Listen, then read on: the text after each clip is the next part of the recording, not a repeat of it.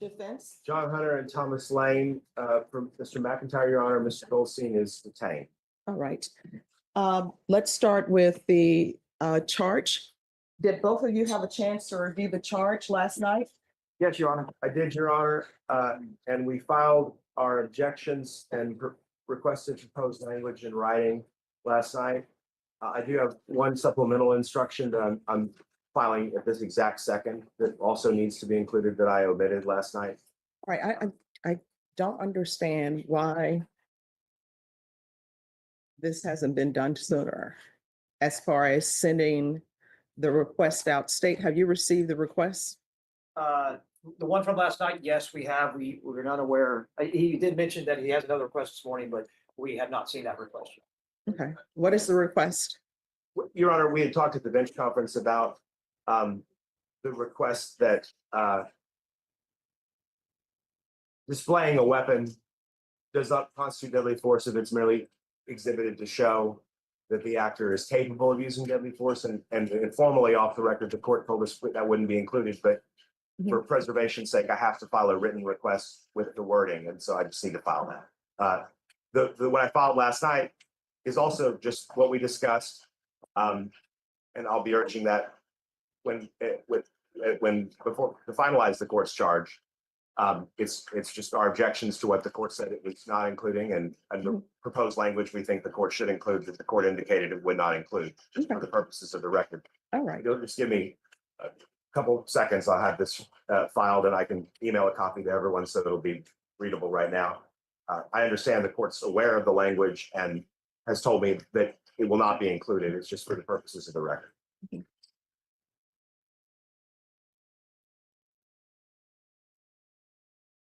Yeah. And then, Your Honor, we did. Let me just file this, and then we'll.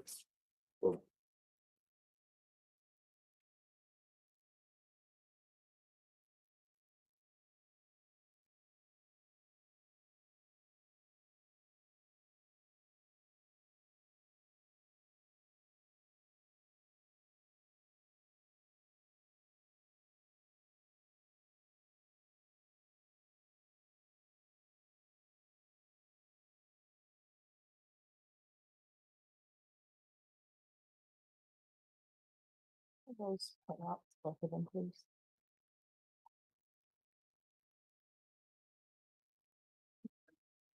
All right, thank you.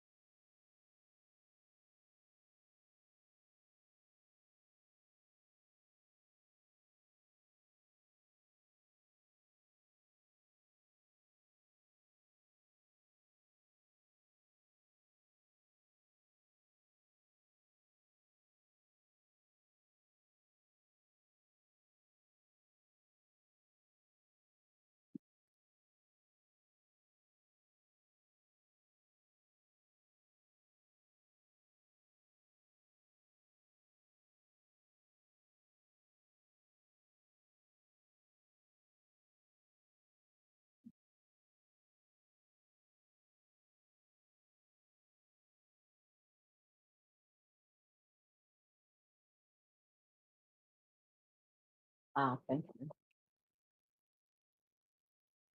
You anticipated that. I appreciate it. Cindy, here's the charge.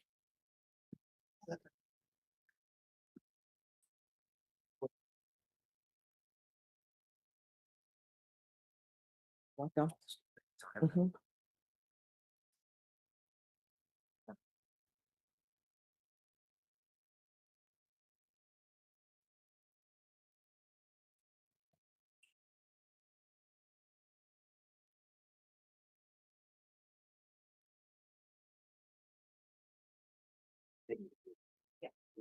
You want to leave my position right now?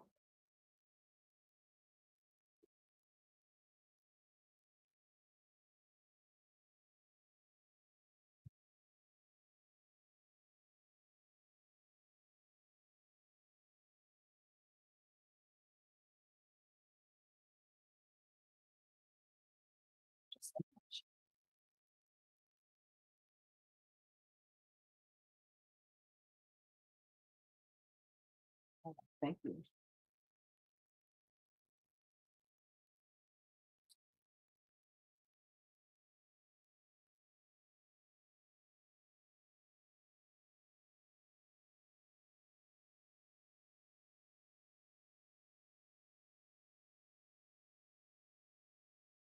Deputy Laura, all the jurors here? Yes, Judge. All right, so I told everyone to be here at 8:45. People were not here at 8:45. Then everyone knew that the jury was going to be here at 9. So I'm assuming both parties want the court to let the jury know that somehow it's the court's fault that they're not in here at 9. And this time I am not going to do it because everyone knew to be here at 8:45. And people were not here at 8:45. I was here at 8:45. And then we definitely was supposed to have the jury in the jury box at 9. So what is the objection to the jury charge? So nothing from the state, Your Honor. Yes, Your Honor. The objections to the jury charge are as follows. On page 2 of the instructions, the court has instructed the jury on both the culpable mental states of intentional and knowing, and the secondary manner and means of intent to cause serious bodily injury. Neither knowing nor that secondary manner and means for serious bodily injury are alleged in this indictment. The grand jury only indicted Mr. McIntyre for intentionally causing the death of Mark Salivar. We have included in our objections case law that supports our position that this is an inappropriate expansion of the different alternative manner and means of commission the state may rely upon that violates Mr. McIntyre's constitutional right to indictment by a grand jury, and it improperly expands the state's burden of proof. The law in Texas is well settled that the jury charge must be authorized by the indictment and cannot expand the manner and means alleged. That's Thomas versus State, 444 Southwest 3rd 4 at page 8, Texas Court of Criminal Appeals, 2014. Although the state may be permitted to plead multiple statutory manner and means in the charging instrument, it could choose to plead only one. But however, in so doing, the state is required to prove that the defendant committed the alleged crime using that specific statutory manner and means, and it may not rely upon any other statutory manner and means of committing the crime.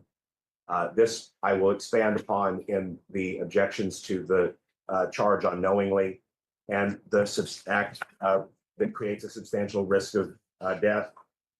That's also instructed to the jury on the murder lesser included for the same reason, that when you authorize a lesser included by the indictment, that doesn't authorize additional mental states. The court yesterday had commented that it would be difficult to ever give a lesser included if it couldn't track the statutory language of all the manner and means. But we have cited to decision that I believe puts that issue to rest. That decision is, pardon me one moment.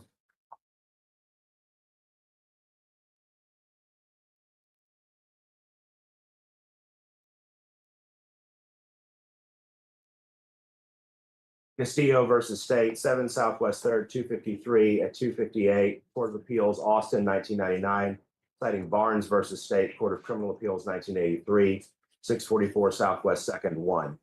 I believe that the law is well settled on that issue and that it would be error to charge the jury on a mental state in a manner and means not alleged. Going up to. But counsel, these are definitions. This is not application paragraphs. Well, Your Honor, we are objecting to the inclusion of those portions of the language in the definitions because there's nothing that authorizes them, and in the application paragraphs. Okay. So we want that objection to be clearly comprehensive to every place where the alternative manner and means and the alternative mental state are alleged. Additionally, Your Honor, we object to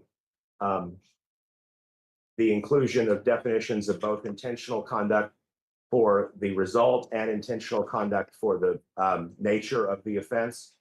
While capital murder is a mixture and a hybrid of result-oriented conduct and nature of the offense conduct, I do not believe that that is universal across all different manner and means of committing capital murder. We cite to Alvarado versus State, 704 Southwest 2nd, 36 and 39 through 40, Texas Court of Criminal Appeals, 1985, that points out that it would be error to charge the jury on both intentional conduct as it relates to the result and intentional conduct as it relates to the nature when it is only a result-oriented offense. The state has alleged in this indictment only capital murder by means of robbery. If this was a nature of conduct-oriented capital murder, such as the killing of a child, it would be different, but I don't believe, since robbery is also a result-oriented conduct, I don't believe that we have any reason to charge on intentional act of the nature of the conduct.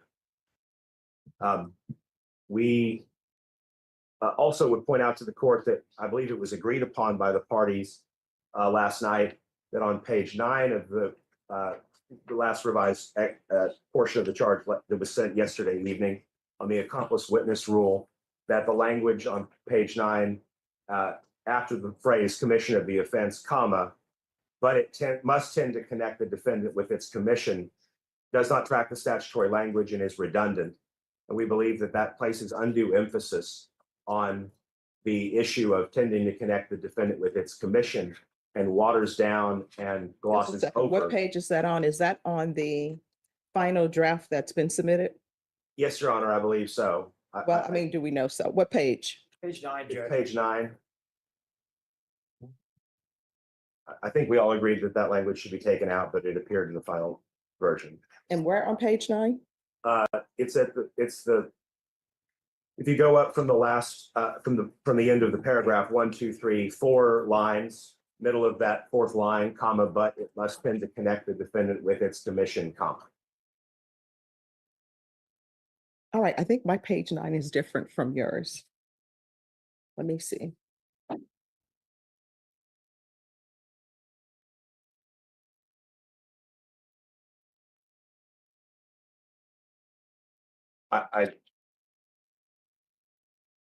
You see what I'm Y'all saying? can, Jason.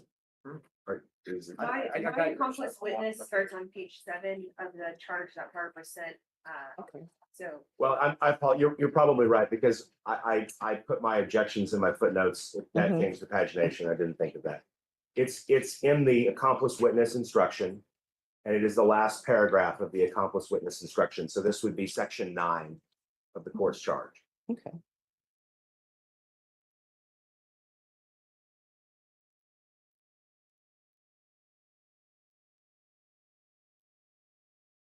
And I'm sorry, what part of the language are you objecting to?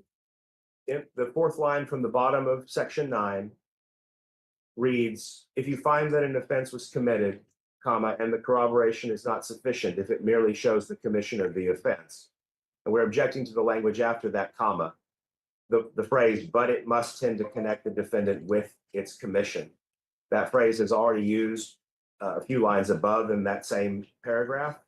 So it's redundant, and using it twice does not track the statutory language. All right, that was agreed to be removed, so the court will remove that. Thank you, Your Honor. The next issue that we have here is the court has excluded from section 11 under capital Just a murder. moment. Sorry.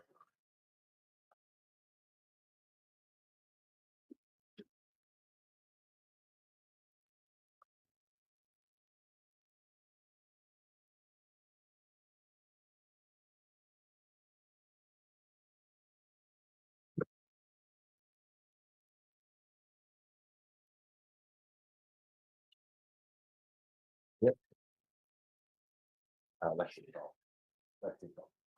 That's my name. We approach now. Why are y'all approaching? I wanted to explain why I'm late. I want to apologize to council and the court. All right, apology appreciated. Thank you. Could I have page 8? That's printed over there. Your Honor.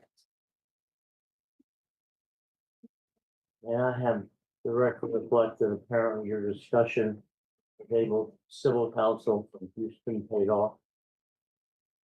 The reason I'm late is Mr. Richard Horace showed up at my office at 8:30 this morning.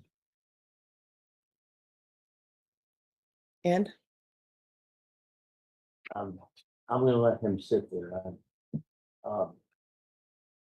We've rested and we've closed. And all right, so you don't want to call him as a witness?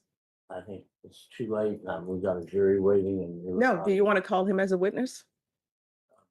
No, Your Honor, I didn't even have a chance to talk to him other than to chastise him for 3 days of avoiding us. All right, so you do not want to call him as a witness? Yes, Your Honor. Yes. Yes, we made that decision when we closed. All right, thank you. Thank you, Your Honor. All right, thank you. All right, counsel, you may continue. Thank you, Your Honor.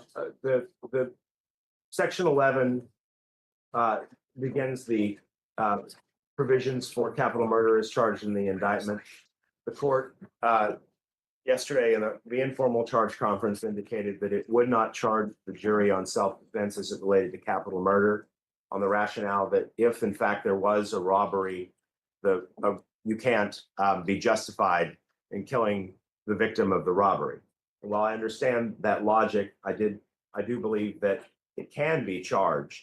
And we've cited some cases that have addressed this issue. Most of them do not squarely decide whether or not it's appropriate, but there is no discussion from the court that criticizes the decision to instruct in these cases. We discussed yesterday at the informal conference, Horn versus State, 607 Southwest 2nd, 556, Texas Court of Criminal Appeals, 1980.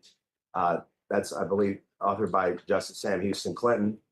The case in Horn involved a robbery of a pharmacy with multiple co-defendants, and my understanding is it was a transferred intent case, meaning that one of the co-defendants was killed by the defendant in the case in the course of committing the robbery of the pharmacy. And self-defense was at issue in that case, and the court agreed that it. So does this case have a transferred intent? I'm sorry? The instant case we're here for today, does that have transferred intent? No, Your Honor, I was getting to that. I think that the question of transferred intent is not a distinguishing feature. I can't think of one reason why the mere fact of a transferred intent case would. I'm pointing it out simply because I can understand that a court might argue that transferred intent is a distinguishing feature, but I would disagree with that thinking because if the intent was, I mean, the whole function of transferred intent is to say that in those types of situations, the lack of intent is irrelevant. And the argument for the exclusion of the capital murder self-defense instruction is that the intent of robbery undermines the right to claim justification. Well, if transferred intent is in play, we're saying that an argument about lack of intent to the specific deceased body is not a concept. All right, so the request for self-defense for the capital murder in this case is denied. Fisher v. State, Aguilar v. State, Jacoby, Hernandez v. State, they all say there's no self-defense for robbery. And the way this case was charged, this is a capital murder, alleged to be a capital murder because of the robbery. And you cannot have self-defense for a robbery. So that's denied. What is your next issue, counsel? Yes, Your Honor. I do just want, and I understand the court's holding. I understand that there's authority that contradicts the authority I cite. I'm not trying to say it's a bedrock principle of law. I do think that it is a murky issue that needs further clarification. And I think that the scale should be tipped in favor of the defense on that question because there is, especially in capital murder, an additional concern about due process of law as it relates to the ability for the defendant to avail himself of all possible justifications because the consequences are more severe.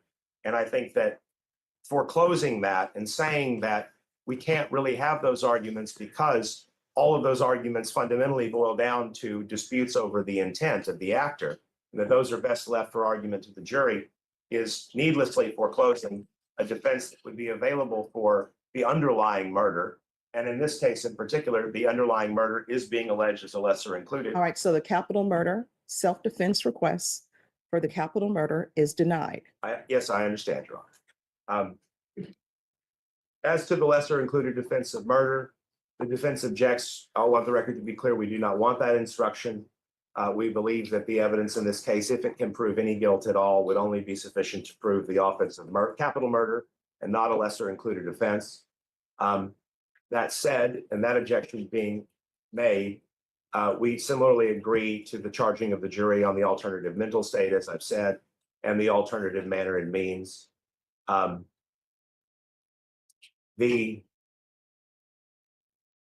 Let's see here. I'm almost done.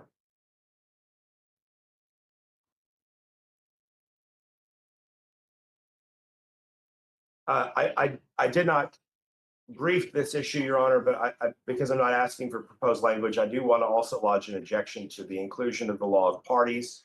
Obviously not the portion of the law of parties instruction that explains mere presence is not enough to prove guilt. I believe that's applicable even if party liability isn't alleged or sought. But I believe that the law of parties statute in Texas is unconstitutional, that it's constitutionally void for vagueness because it does not apprise the defendant or any individual of common intelligence as to what is actually prohibited by law. And because of its indefinite wording, it ropes people into criminal liability who may not otherwise have had the intent to adopt, support, promote, assist, or encourage the conduct that's alleged. Isn't that why they have the mere presence? Mere presence is not enough. I'm sorry, Your Honor. Isn't that the reason why you have the instruction that mere presence is not enough Well, no, to Your be a Honor. part of a party to allegedly commit an offense? No, Your Honor. While the party liability statute does explicitly say the mere presence language, and so it is quite often the language that is cited, mere presence is not sufficient to prove liability as a common law principle of legal sufficiency that does not depend upon the Texas legislature to ascribe it a particular statute number. And we would be entitled to an instruction that mere presence is not sufficient to convict even in the absence of party liability. So that's why I was qualifying it. I'm not objecting to the court charging them mere presence is not enough. That is the law. I'm just objecting to the portions that authorize a conviction on a theory other than the concept that Mr. McIntyre was the actual shooter. All right, so that's denied. And then the filing I just filed with the court a moment ago while we were discussing scheduling was related to the court's decision not to include the statutory language. One moment. In 9.04 of the Penal Code, that a threat to cause death or serious bodily injury by the production of a weapon or otherwise, as long as the actor's purpose is limited to creating an apprehension that he will use deadly force if necessary, does not constitute the use of deadly force. I believe that that's well authorized by the evidence that was received in this case. There are eyewitness accounts that place the front seat passenger of the car as holding a gun, but with the barrel pointed up to the roof of the car, which would I think raise the issue as to whether or not the gun was merely being displayed to demonstrate the ability to use deadly force. And I think that in a case like this, it's important not only because that's a possible theory as to how the situation actually unfolded, but it also is important to prevent the jury from improperly considering the use of the gun for purposes that would not amount to a robbery under Texas law. There are circumstances in which a gun may be displayed and there is a dispute about whether property was taken, where the jury might improperly think that the display of the gun constitutes robbery when it would require some additional quantum of proof beyond that for it to be a robbery. And that would invite a conviction on a theory not authorized by law.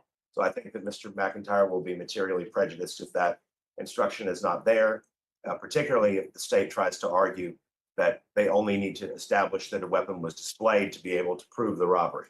All right, and then there was a charge conference that was held off the record. So I am aware of the state's previous answer with regards to defense's request. The request is denied. Anything else? Let me just make sure, Your Honor. I think that that's everything, but just one moment.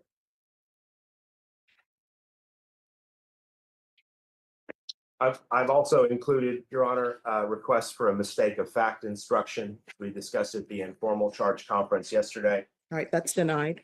Thank you, Your Honor. I do just want to make clear what was discussed at the informal charge conference, that if a self-defense instruction is not authorized for capital murder, then a mistake of fact instruction would be necessary to ensure that the jury properly is able to consider the arguments of counsel. And then lastly, Your Honor, the court indicated at the informal charge conference that defense of property would not be included.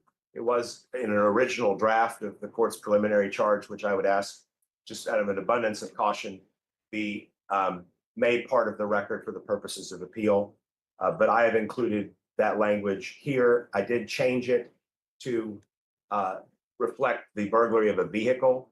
The court has indicated that burglary of a vehicle would not be a valid ground under defense of property. I spent a significant amount of time trying to find a case one way or the other last night. I can't find one that either way. I would say that a plain reading of the statute would authorize burglary of a vehicle, and that if it doesn't authorize burglary of a vehicle, it would lead to an absurd result in how we interpret the statute, because the statute authorizes people to use lethal force to protect tangible, movable property. But if I'm not able to use lethal force to protect tangible, movable property when it's being burglarized, then that seems to undercut the entire purpose of the law. I don't think that's what the legislature intended, and I don't think that's how a reviewing court would interpret the statute. Well, what I can say is, what it says is there is a list of offenses that are included in that statute. And if they wanted to include burglary of a vehicle, burglary of a vehicle would have been listed. They list everything except burglary of a vehicle. They have burglary, they have arson, but there's no burglary of a vehicle. And if the legislature wanted to include burglary of a vehicle in that section of the penal code, it would have been easy for them to write burglary of a vehicle. They did not. And the court is going to follow the law with regards to that. So that's denied. Yes, Your Honor, I do just want to make one final point on the record about that, which is that if we look at how 9.42 is worded, it does give the phrases the court referenced, arson, burglary, etc. It does not give their statutory numbers. It does give statutory numbers at length in other portions of that same chapter of the code. And we must understand that this is an old defensive theory that existed in 1974 and 75, and that predates many modifications of different other statutes that are listed. For example, the amalgamation of theft has resulted in a wide array of changes to how theft is currently authorized for prosecution in the penal code. None of those things are parsed out or nuanced in this either. And I think, therefore, that our interpretation of it should be considered by the court. All right, that's denied. Is there anything else?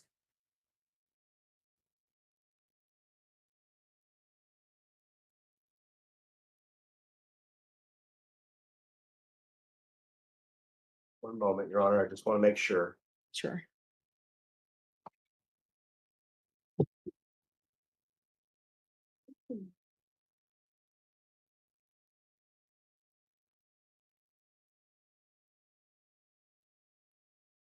Oh, I did.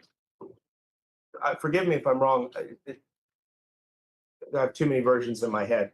I know I did see in one version the 404B language we requested, but I'm not sure if I saw it in the final version. The court could confirm that with me.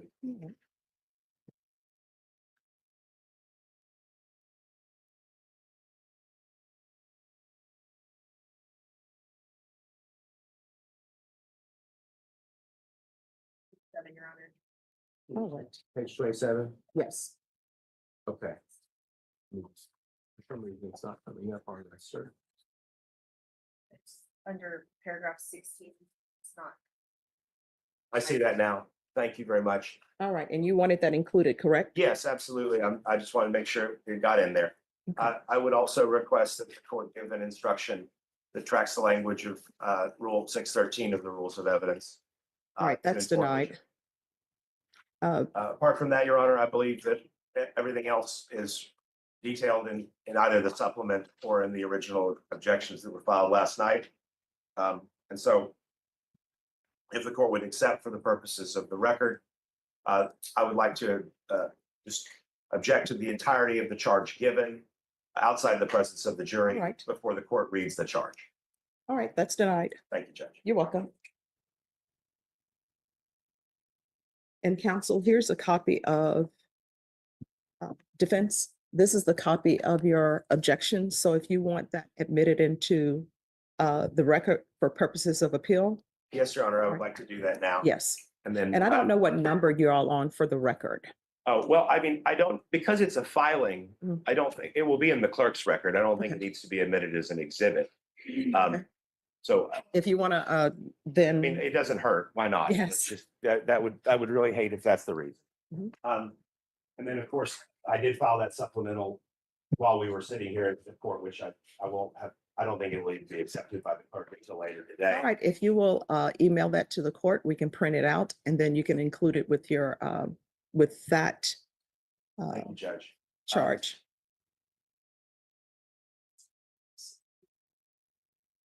And I don't know, defense, you may want to put at the top of that, that is your requested jury instruction. And you can just probably write it on there.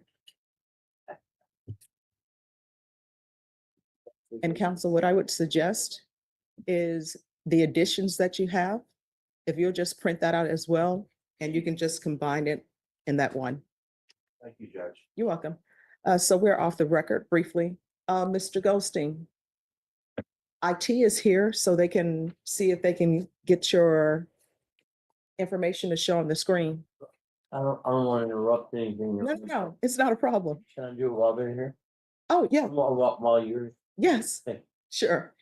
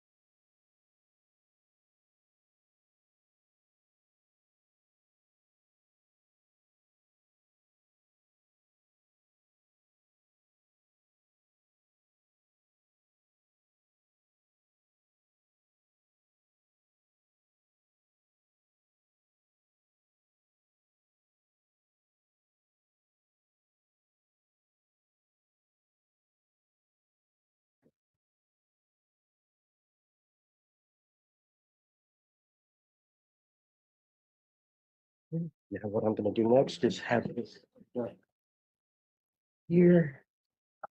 Here.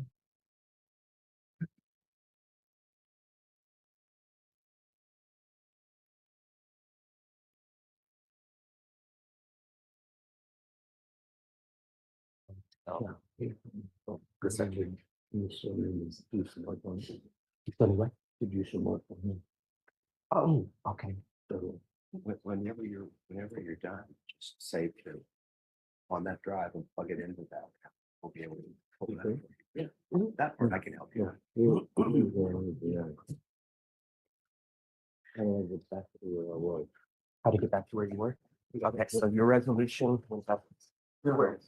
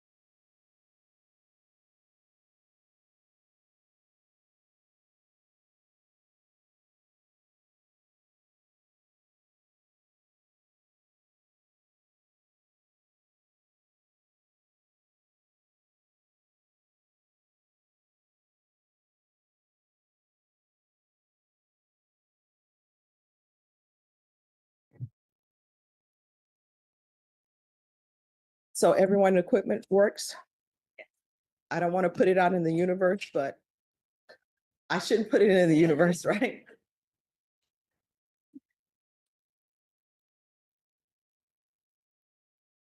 All right, and if y'all can make sure you have your microphones on your lapels for the court reporter. Can you hear me? Sounds like an ad. Then. Check, check, check. All right, each side, you all have 30 minutes. We're not gonna give the charge first.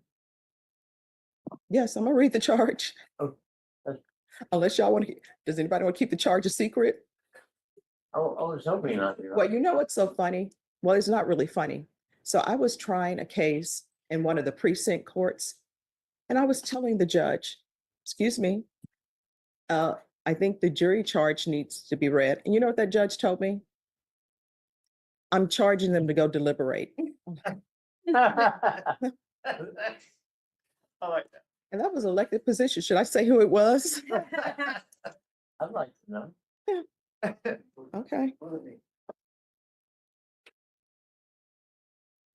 And then that judge also made us do pretrial motions in front of all of the witnesses. Wouldn't invoke the rule. Oh, I'm sure they'll be fine. But, Did it help? oh no, we had to appeal it. But it helped in the end.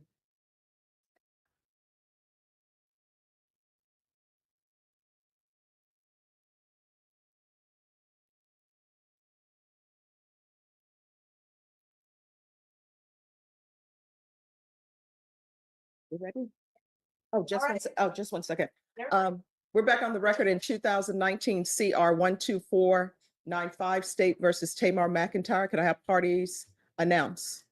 Megan Galloway and Jason Garahan for the state of Texas. John Hunter, Jerry Goldstein, and Thomas Lane for Mr. McIntyre. He's present in the courtroom. We're ready to proceed. All right, let's bring the jurors in. All right, for the jury.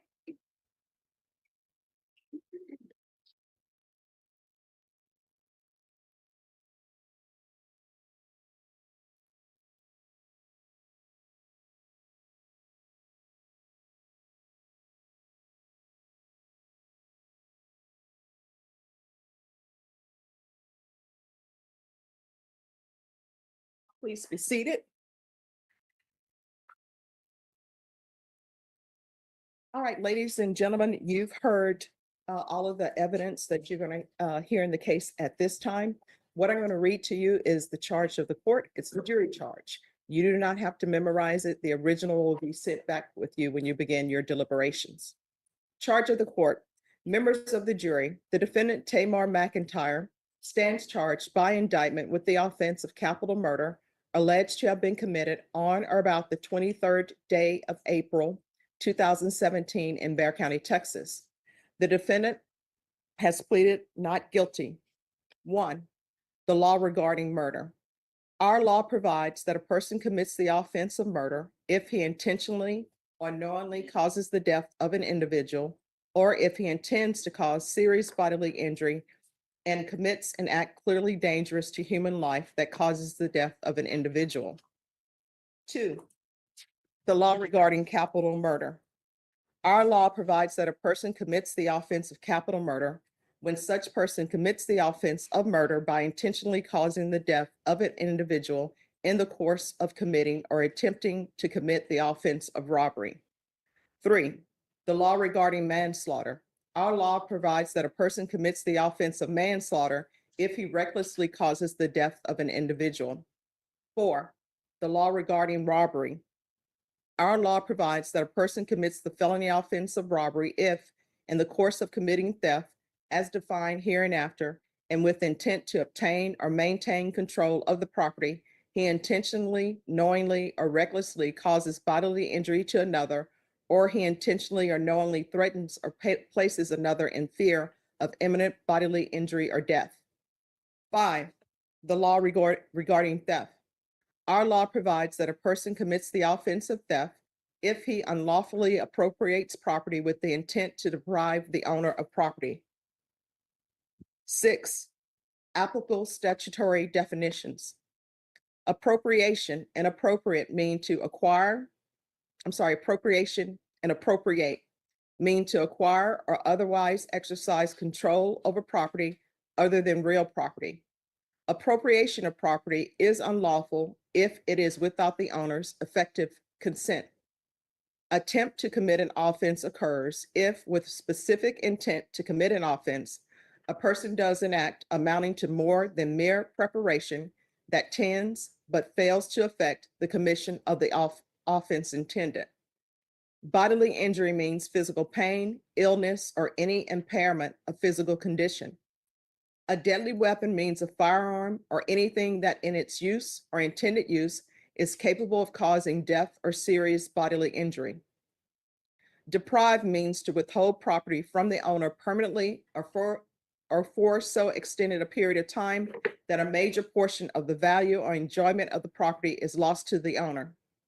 Effective consent means assent in fact, whether expressed or apparent, and includes consent by a person legally authorized to act for the owner.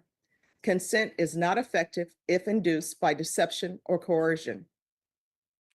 Firearm means any device designed, made, or adapted to expel a projectile through a barrel by using the energy generated by an explosion of burning substance or any device readily convertible to that use.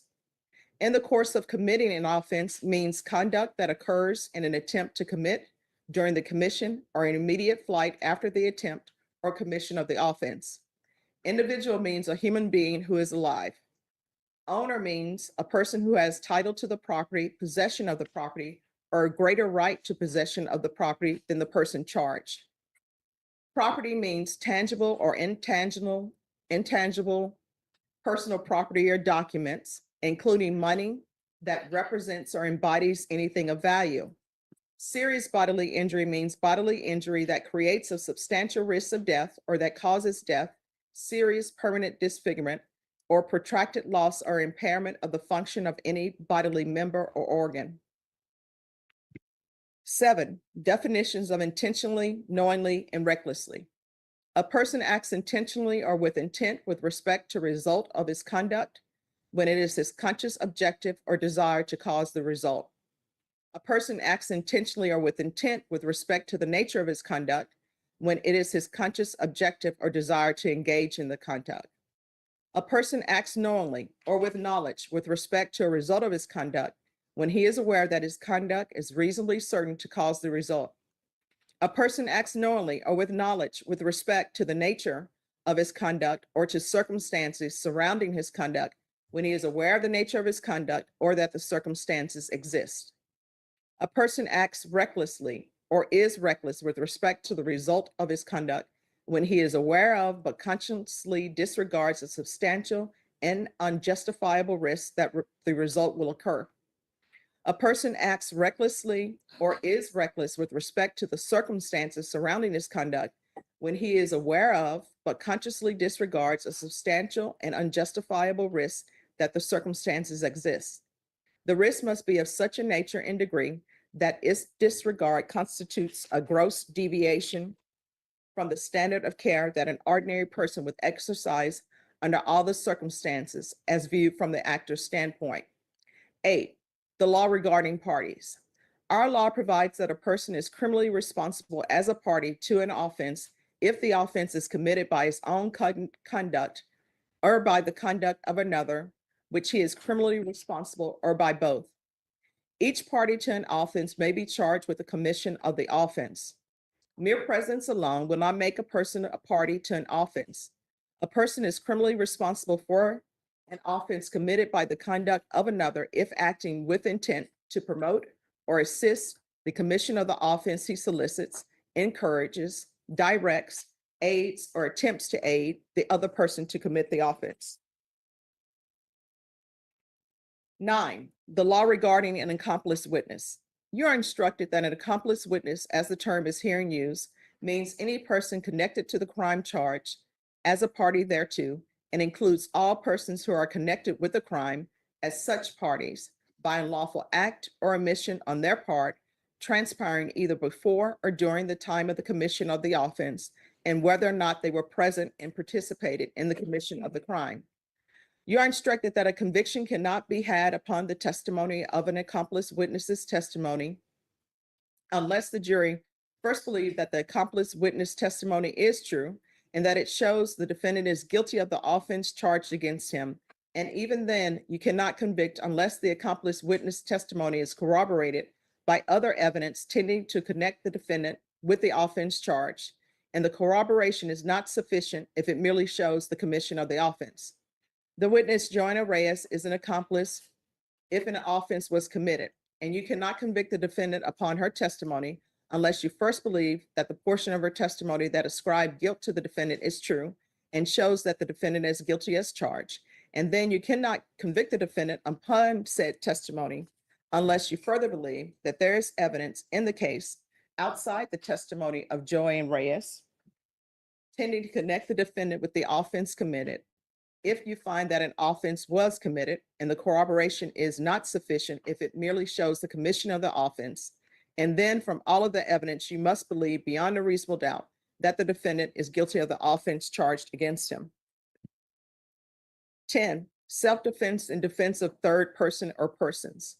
You are instructed that it is a defense to the prosecution if the conduct of the defendant was justified by the law of self-defense or defense of a third person or third persons.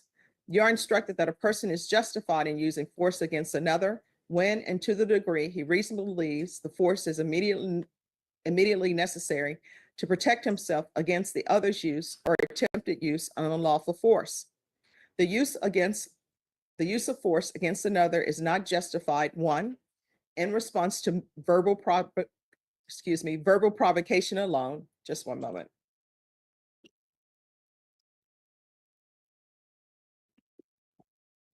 2, if the actor provoked the other's use or attempted use of unlawful force, unless A, the actor abandons the encounter or clearly communicates to the other his intent to do so, reasonably believing he cannot safely abandon the encounter, and B, the other nevertheless continues or attempts to use unlawful force against the actor.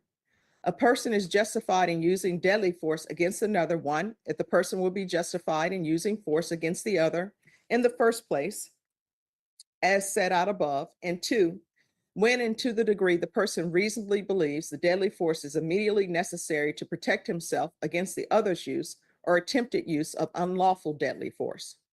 The actor's belief that the deadly force was immediate necessary is presumed to be reasonable if the actor, one, knew or had reason to believe that the person against whom the deadly force was used, A, unlawfully and with force entered, or was attempting to enter unlawfully with force the actor's occupied habitation, vehicle, or place of employment or business.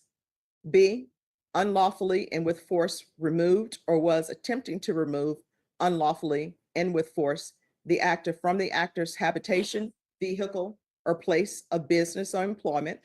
Or C, was committing or attempting to commit aggravated kidnapping, murder, sexual assault, aggravated sexual assault, robbery, or aggravated robbery. Two, did not provoke the person against whom the force was used. And three, was not otherwise engaged in criminal activity or other than a Class C misdemeanor that is a violation of a law or ordinance regulating traffic at the time the force was used. The presumption of a reasonable belief applies unless the state proves beyond a reasonable doubt that the facts giving rise to the presumption do not exist. If the state fails to prove beyond a reasonable doubt that the facts giving rise to the presumption do not exist, the jury must find that the presumed facts exist.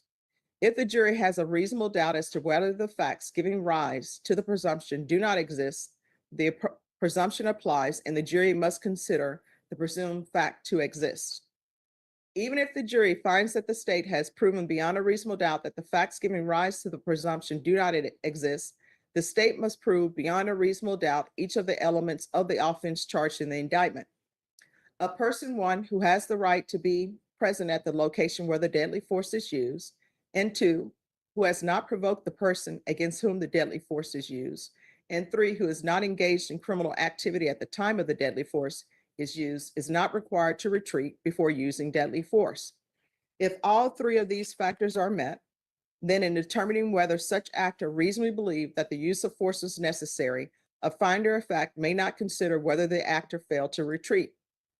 A person is justified in using deadly force against another to protect a third person or persons if one, under the circumstances as he reasonably believes them to be, the actor will be justified under the law of self-defense, as instructed above, in using deadly force to protect himself against the unlawful force he reasonably believes to be threatening the third person or person he seeks to protect. And two, the actor reasonably believes that his intervention is immediately necessary to protect the third person or persons. Reasonable belief means a belief that will be held by an ordinary and prudent person in the same circumstances as the defendant. Deadly force means force that is intended or known by the person using it to cause, or in the manner of its use or intended use, is capable of causing death or serious bodily injury. Bodily injury means physical pain, illness, or any impairment of physical condition, including death. Serious bodily injury means serious bodily injury that creates a substantial risk of death or that causes death, serious permanent disfigurement, or protracted loss or impairment of the function of any bodily member or organ. You're instructed that the defendant is not required to prove the justification, defense of self-defense, or defense of the third person or persons. The state must prove beyond a reasonable doubt that the defendant was not justified in his actions.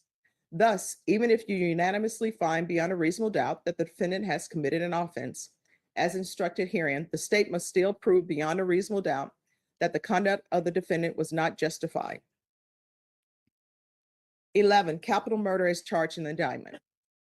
Now, if you unanimously find from the evidence beyond a reasonable doubt that on or about the 23rd day of April 2017 in Bexar County, Texas, the defendant, Taymor McIntyre, either acting alone or together as a party with Jalen Bell, Jeremiah Rodriguez, and or Joanna Reyes, did intentionally cause the death of an individual, namely Mark Anthony Salvador, by shooting Mark Anthony Salvador with a deadly weapon, namely a firearm.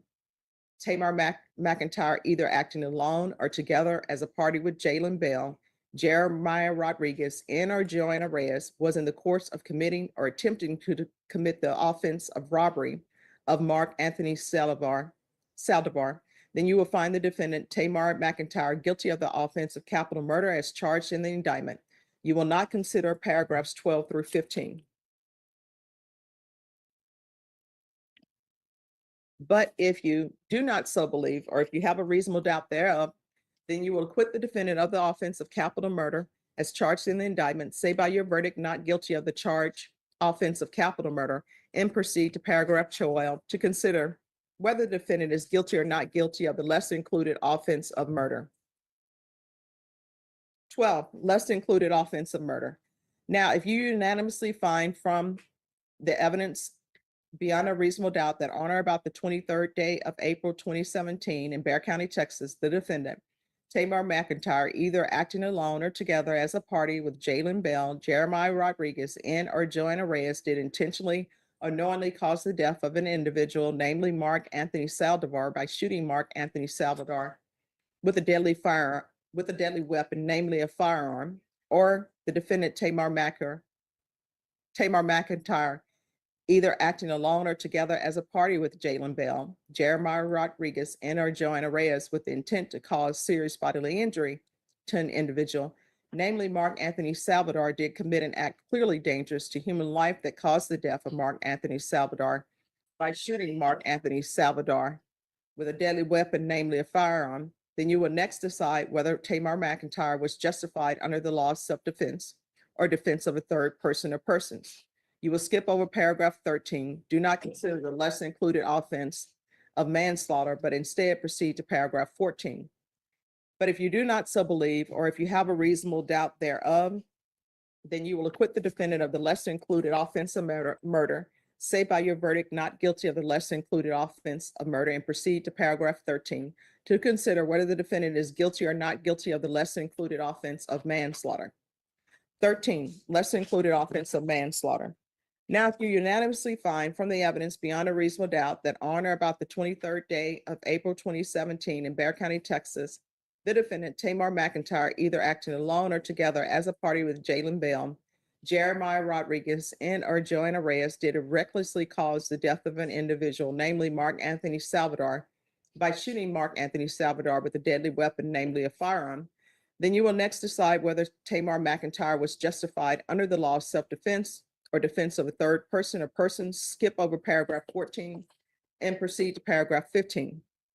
But if you do not so believe, or if you have a reasonable doubt thereof, then you will acquit the defendant of the lesser included offense of manslaughter and say by your verdict not guilty of the lesser included offense of manslaughter, and do not consider paragraphs 14 and 15. 14, justification defense as to the lesser included offense of murder.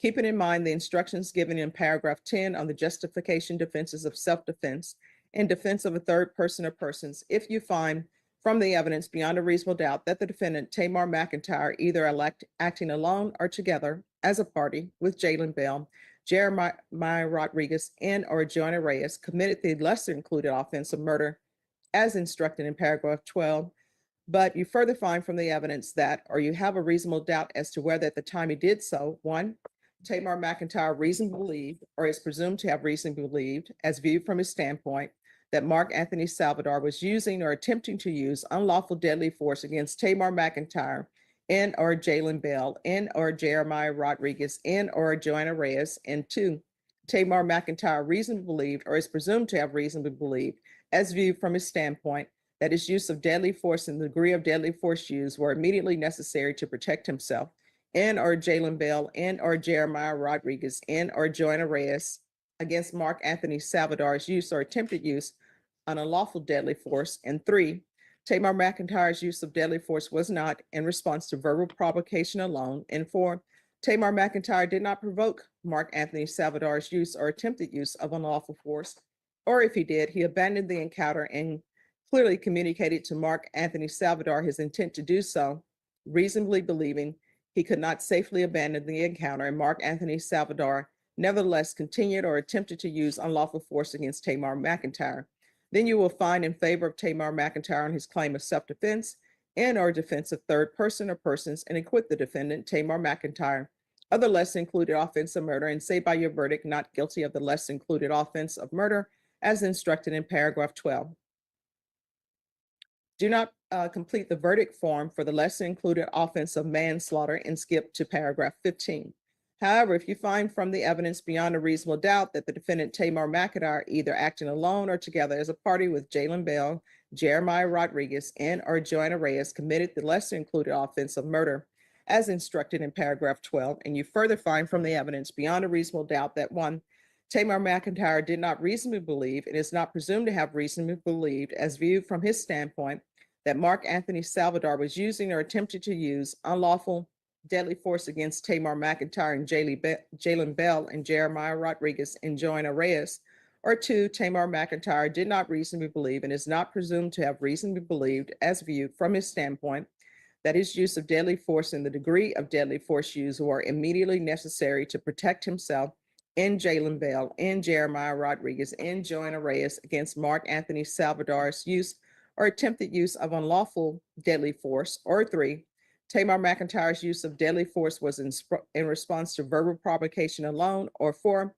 Taymor McIntyre did provoke Mark Anthony Salvador's use or attempted use of unlawful force, and he did not abandon the encounter, and he did not clearly communicate to Mark Anthony Salvador his attempt to abandon the encounter, and Mark Anthony Salvador did not continue or attempt to use lawful force against Taymor McIntyre. Then you will find against Taymor McIntyre and his asserted justification defenses of self-defense and defense of third persons.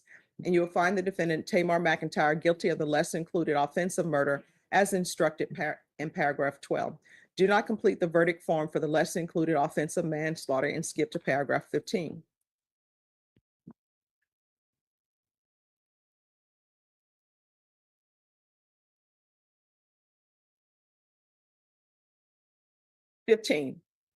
Justification defenses as to the lesser included offense of manslaughter.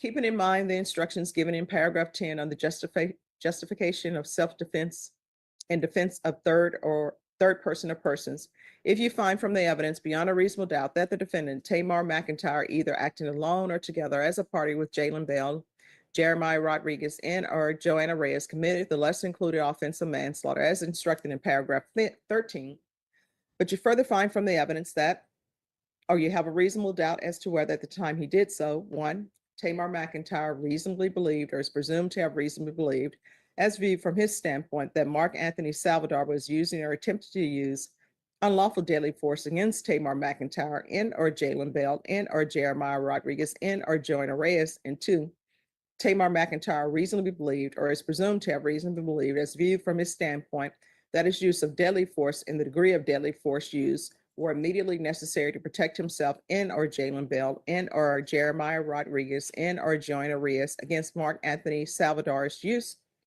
or attempted use of unlawful deadly force. And three, Taymor McIntyre's use of deadly force was not in response to verbal provocation alone. And four, Taymor McIntyre did not provoke Mark Anthony Salvador's use or attempted use of unlawful force, or if he did, he abandoned the encounter and clearly communicated to Mark Anthony Salvador his intent to do so, reasonably believing he could not safely abandon the encounter, and Mark Anthony Salvador nonetheless continued or attempted to use unlawful force against Taymor McIntyre. Then you will find in favor of Taymor McIntyre on his claim of self-defense and or defense of a third person or persons, and acquit the defendant Taymor McIntyre the lesser included offense of manslaughter, and say by your verdict not guilty of the lesser included offense of manslaughter as instructed in paragraph 13. However, if you find from the evidence beyond a reasonable doubt that the defendant Taymor McIntyre either acting alone or together as a party with Jalen Bell, Jeremiah Rodriguez, and Joanna Reyes committed the lesser included offense of manslaughter as instructed in paragraph 13, and you further find from the evidence beyond a reasonable doubt that one, Taymor McIntyre did not reasonably believe and is not presumed to have reasonably believed, as viewed from his standpoint, that Mark Anthony Salvador was using or attempting to use unlawful deadly force against Taymor McIntyre and Jalen Bell and Jeremiah Rodriguez and Joanna Reyes, or two, Taymor McIntyre did not reasonably believe and is not presumed to have reasonably believed, as viewed from his standpoint, that his use of deadly force and the degree of deadly force used were immediately necessary to protect himself and Jalen Bell and Jeremiah Rodriguez and Joanna Reyes against Mark Anthony Salvador's use or attempted use of unlawful deadly force, or three, Taymor McIntyre's use of deadly force was in response to verbal provocation alone, or four, Taymor McIntyre did provoke Mark Anthony Salvador's use or attempted use of unlawful force, and he did not abandon the encounter, and he did not clearly communicate to Mark Anthony Salvador his intent to abandon the encounter, and Mark Anthony Salvador did not continue or attempt to use unlawful force against Taymor McIntyre, then you will find against Taymor McIntyre on his asserted justification defenses of self-defense and defense of third person and third persons, and you will find the defendant Taymor McIntyre guilty of the lesser included offense of manslaughter as instructed in paragraph 13. 16, you are instructed that if there is any evidence before you in this case regarding the defendants having committed an act of misconduct or offense other than the offense alleged against him in the indictment in this case, you cannot consider said evidence for any purpose unless you find and believe beyond a reasonable doubt that the defendant committed such offense or act of misconduct, if any were committed. And even then, you may only consider the same in determining the motive, opportunity, intent, preparation, plan, knowledge, identity, if any, of the defendant, or for the impeachment of the defendant in connection with the offense, if applicable, or to rebut a defensive theory, if any, alleged against him in the indictment in this case and for no other purpose. 17, our law provides the defendant may testify on his own behalf if he elects to do so. This, however, is a right accorded to a defendant, and in the event he elects not to testify, that facts cannot be taken as circumstance against him. In this case, the defendant has elected not to testify, and you are instructed that you cannot and must not refer or allude to that fact throughout your deliberations or take it into consideration for any purpose whatsoever or circumstance against him. You are instructed that you must not communicate with or provide any information to anyone or receive any information from anyone by any means about this case. You may not use any electronic device or media such as telephone, cell phone, smartphone, iPhone, BlackBerry, iPad, tablet, or computer, the internet, any internet service, or any text or instant messaging service, or any social media platform, internet chat room, blog, or website, to include, but not limited to, Google, Facebook, MySpace, Instagram, Snapchat, LinkedIn, YouTube, TikTok, Twitter, or X, to communicate with anyone, any information, or receive any information from anyone about this case, or to conduct any research about this case until I accept your verdict. Written statements made by a witness to investigators or other officers, or police reports made by officers and tendered by the prosecution to the defense for purposes of cross-examination are not part of the evidence unless included in evidence. Many times, statements and reports may be marked with an exhibit number, but are neither offered nor received in evidence. I can send only statements and reports received in evidence to the jury room. You are instructed that the statements of counsel made during the course of trial or during the argument, if not supported by evidence, or statements of the law made by counsel, if not in harmony with the law as stated to you by the court in these instructions, are to be wholly disregarded. You must disregard any comment or statement made by the court during the trial or in these instructions, which may seem to indicate an opinion with respect to any fact, item of evidence, or verdict to be reached in this case. No such indication is intended. You are instructed that the grand jury indictment is not evidence of guilt. It is the means whereby a defendant is brought to trial in a felony prosecution. It is not evidence, nor can it be considered by you in passing upon whether this defendant is guilty or not guilty. During your deliberations in this case, you must not consider, discuss, nor relate any matters not in evidence before you. You should not consider nor mention any personal knowledge or information you may have about any fact or person connected with this case which is not shown by the evidence. You are instructed that you are not to let bias, prejudice, or sympathy play any part in reaching a verdict in this case. After arguing with counsel, you will retire to the jury room, select your own presiding juror, and proceed with your deliberations. After you have reached a unanimous verdict, the presiding juror will certify thereto by filling in the appropriate forms attached to the charge and signing his or her name as presiding juror. You are exclusive judges of the facts proved, of the credibility of the witnesses, and of the weight to be given to the testimony, but you are bound to receive the law from the court which is herein given to you and be governed by that law. In order to return a verdict, each juror must agree to that verdict, but jurors have a duty to consult each other and to deliberate with a view to reaching unanimous agreement if that can be done without violence to individual judgment. A unanimous vote means all 12 jurors must agree. Each juror must decide the case for himself, but only after an impartial consideration of the evidence with his fellow jurors. In the course of deliberations, a juror should not hesitate to re-examine his own views and change his opinion if convinced it is erroneous. However, no juror should surrender his honest conviction as to the weight or effect of the evidence solely because of the opinion of his fellow jurors or for the mere purpose of returning a verdict. All persons are presumed to be innocent, and no person may be convicted of an offense unless each element of the offense is proved beyond a reasonable doubt.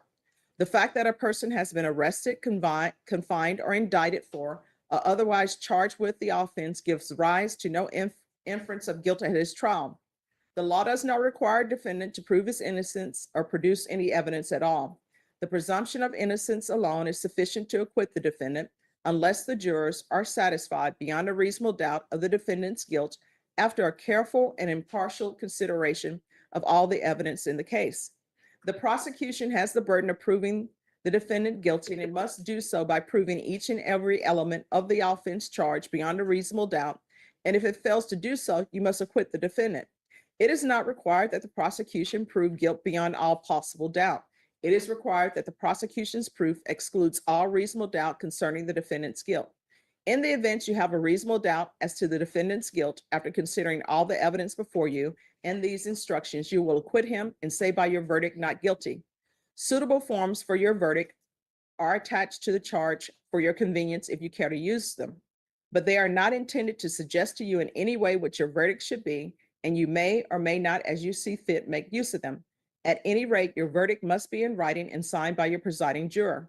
Your only duty at this time is to determine whether the defendant is guilty under the indictment in this cause, and you must restrict your deliberations to the issue of whether the defendant is guilty or not guilty and nothing else. After you have retired to the jury room, no one has any authority to communicate with you except the deputy who has you in charge. Do not attempt to talk to the deputy or anyone else concerning any questions you may have. Instead, address your questions to the court in writing. If you want to communicate with the court, notify the deputy. Any and all communication relative to the case must be written, prepared by the presiding juror, and submitted to the court through the deputy. Respectfully submitted, Judge Stephanie Boyd, 187th District Court, Bexar County, Texas, and suitable forms are attached. So ladies and gentlemen, each side is going to have 30 minutes to present their closing arguments to you. If anyone needs a break now, we can do a break for you, a brief break for you now, or either both sides are going to proceed with their closing arguments. All right, State, you may proceed.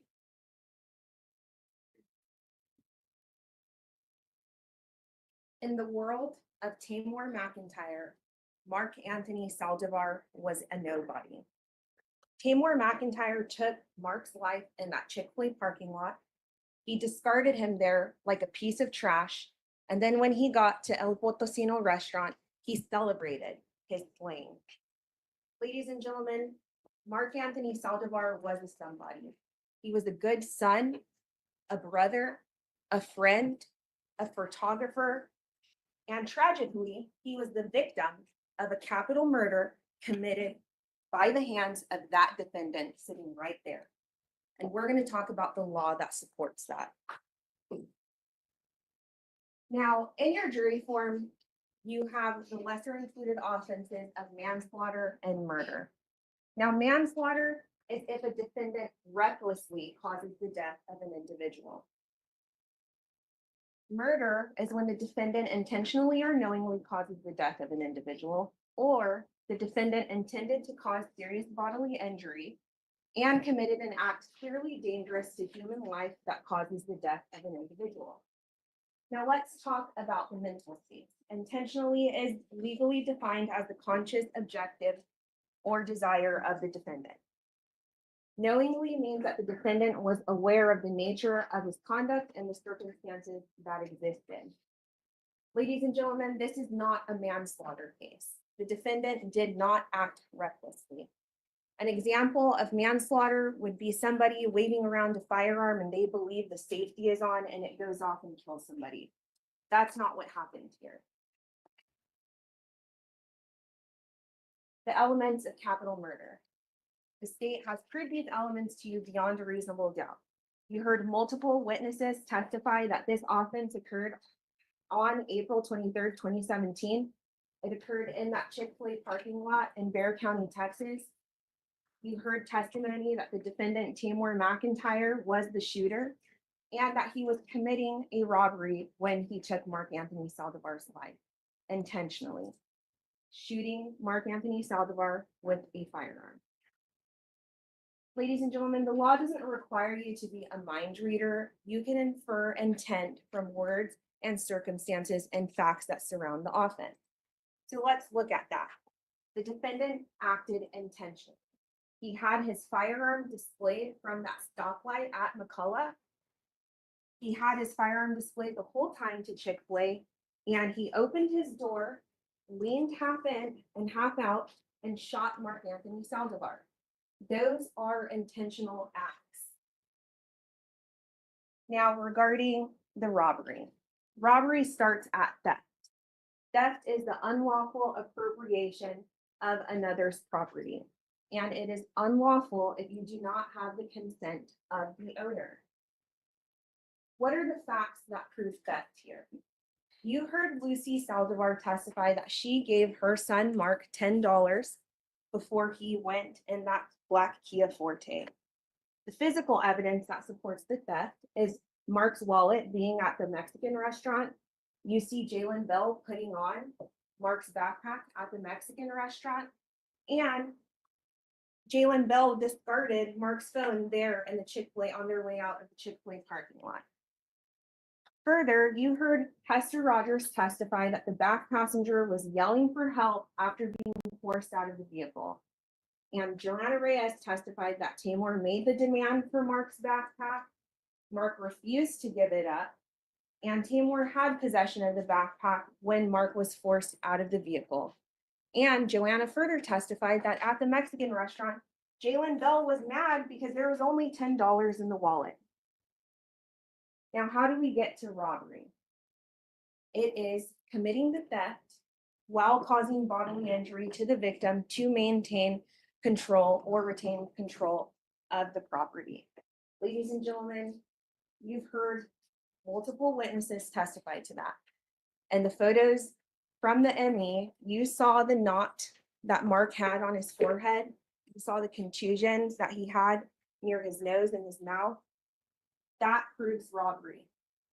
You heard multiple witnesses testify. Ashley Buenteo testified the front passenger used the handgun to strike the back passenger. Paul Caballero testified that the front passenger was fighting the back passenger. Hester Rogers testified that the front passenger was brandishing the firearm while fighting the back passenger. And Joanna Reyes testified that Taymor beat Mark and took possession of Mark's backpack. Now I want to talk to you about the law of parties. Our law provides that a person is criminally responsible as a party to the offense if it's committed by his own conduct or the conduct of another. Jalen Bell and the defendant fled San Antonio with Mark's belongings. And this defendant, even though we have proved that he is the shooter, should you choose to not believe that, he is still criminally responsible for what happened in that car and for the death of Mark Anthony Saldivar, because he was an active participant in the beating and taking of Mark Anthony Saldivar's property. Now, when you retire to the jury room, if you find the defendant guilty of the offense of capital murder, your deliberations stop there. If you do not find him guilty of capital murder, then you would proceed to the lesser included offenses of murder and manslaughter. There are possible defenses to murder and manslaughter, and we'll talk about those. They're in the jury charge. It's self-defense and defense of a third person. Now, just because these affirmative defenses were submitted to you does not mean that the court is indicating anything to you, or that it's just that the defendant is entitled to those affirmative defenses, and that's why they're in the charge. Now let's talk about self-defense. A person is justified in using force against another when and to the degree the person reasonably believes that the force is immediately necessary to protect himself against the other person's use or attempted use of unlawful force. Okay? A reasonable belief is a belief that's held by an ordinary and prudent person. The use of force in this case was not justified for many reasons. One, Mark was not using unlawful force against the defendant. He was merely trying to obtain his belongings back. There's no evidence that Mark ever injured the defendant or even engaged with him in a Objection physical shifts the fight. burden, Your Honor. Overrule. Furthermore, the defendant provoked, if you do find that Mark did use some type of force against the defendant, that force was provoked by the defendant, okay? The defendant is the one who put all of these acts in motion. And the defendant never abandoned his robbery of Mark Anthony Saldivar.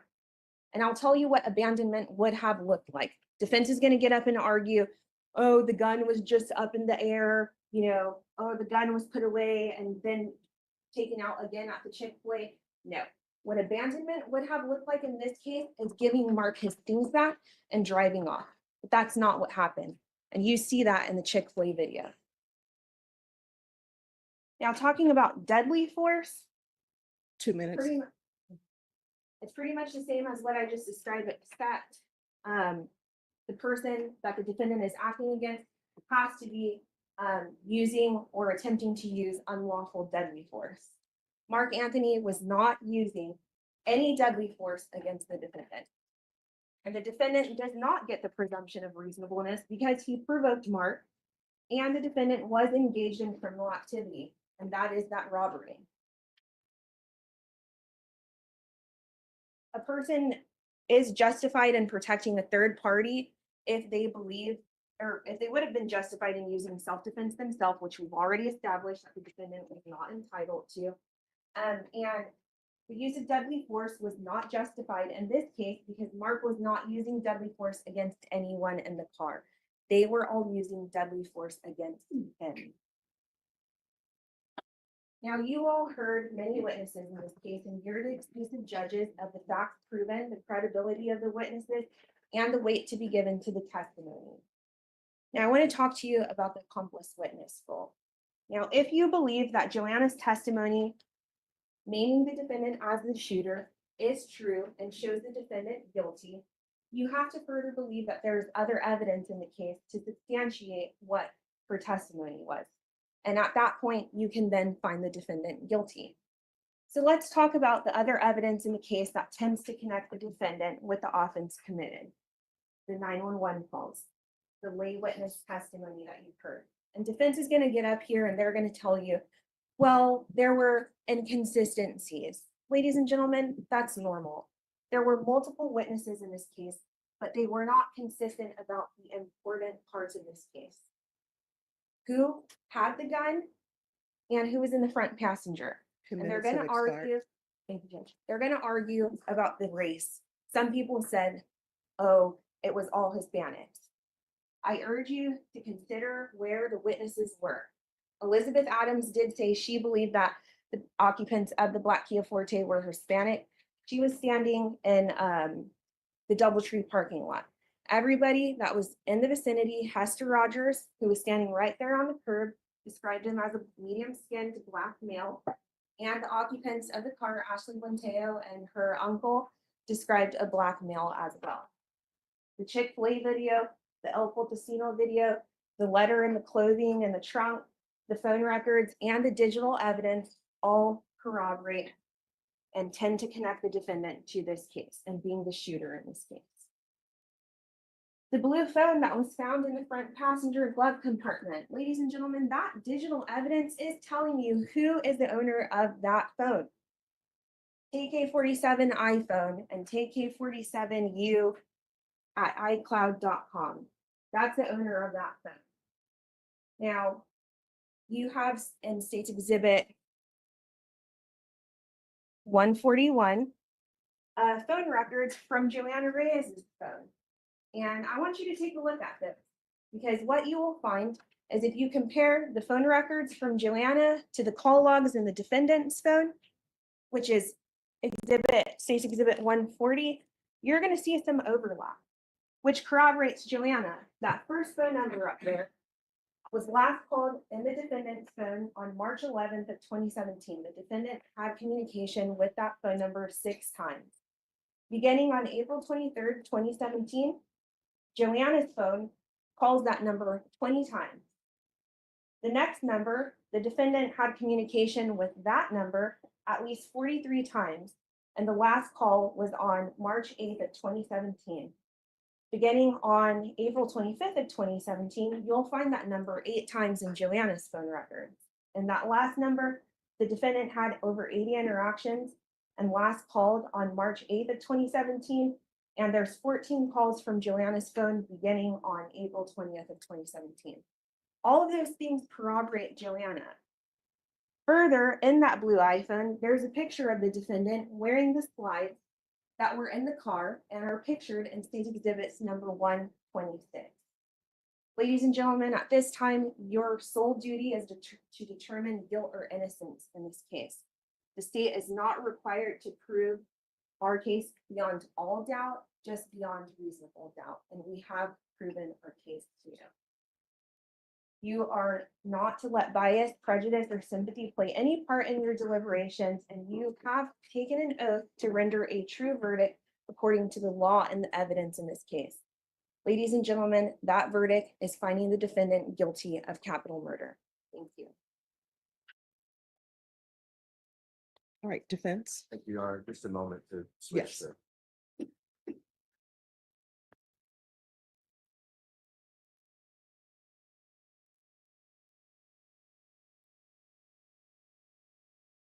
May it please the court, opposing counsel, ladies and gentlemen, thank you all for the patience that you've given us and the sacrifice of your time. This is an extremely hard decision. It might be the most grave and serious thing that you consider, deciding the guilt or innocence of someone charged with capital murder. Taymor McIntyre is not guilty. He's not guilty of capital murder. He's not guilty of murder. He's not guilty of manslaughter. And the reason for that is very simple.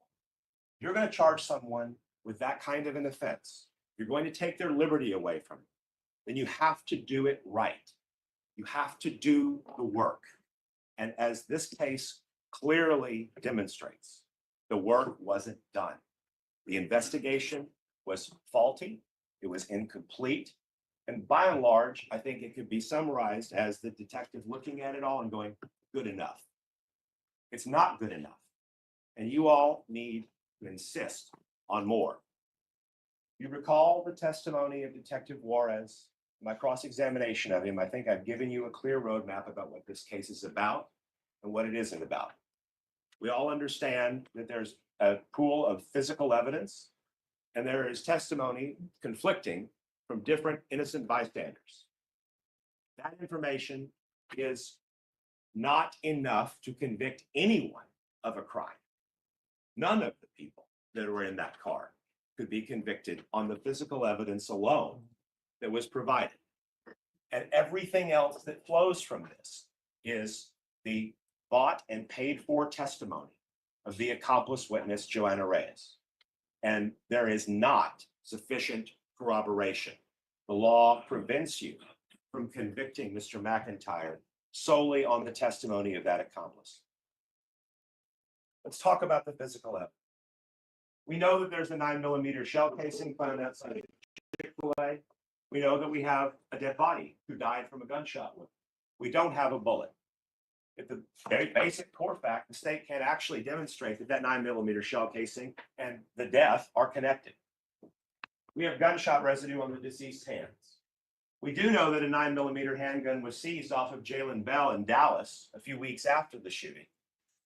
We have a black 4-door Kia with a shattered windshield.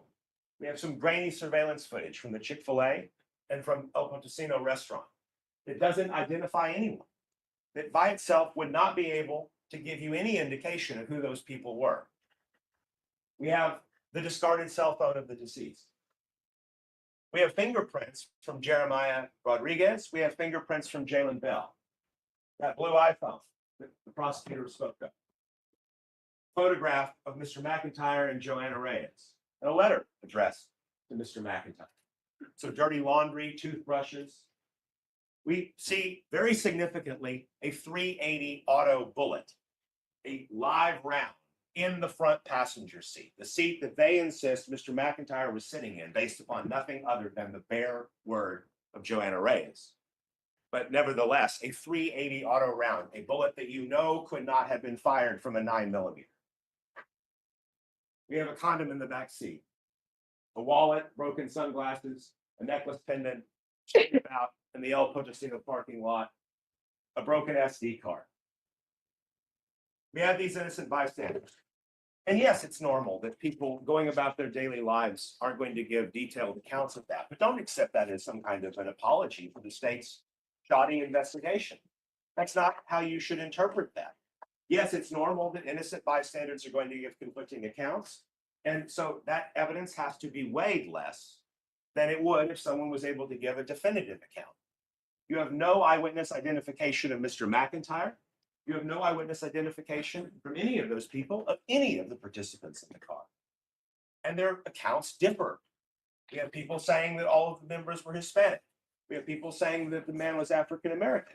That doesn't do you a whole lot of good. There are 2 African American people in that car. They conflict about how many shots were fired. How many guns did they see? What exactly was the person doing with the gun? They largely do agree on one important fact, which is that Mark jumped on the hood of that car after he was ejected from it and stomped on the windshield. But let's talk about what you don't have. Each of these things is something that is very important for you to be asking, why don't I have it? And what would it have told me that might have informed my opinion one way or the other? Is that SD card that they found in the parking lot even compatible with a digital camera? Is it compatible with the kind of digital camera they say Mark had? You don't know. We have no idea. What was on the SD card? You don't know. Fingerprints of Taymor McIntyre. You don't have any. None. Any reliable witness who can identify Taymor McIntyre, not even the 2 women going to the massage parlor that day, are able to give a definitive identification of Mr. McIntyre or anybody else that got into that car. An accounting of where the car was in between the time it departed Chick-fil-A and the time it parks at El Potosino. I mean, if we're going to really latch on to this idea that Joanna Reyes says that Taymor was in the front seat and we see somebody getting out of the front seat, aha. Well, okay, we don't know that that's Taymor McIntyre getting out of the front seat, and I don't know what they were doing between the time period that we're in the Chick-fil-A and we parked at the restaurant. They could have stopped to buy cigarettes. They could have stopped and decided to do a Chinese fire drill for some reason. You have no idea, and they don't either. They're asking you to just jump over that. And you're not supposed to be making those kinds of elisions in your logic.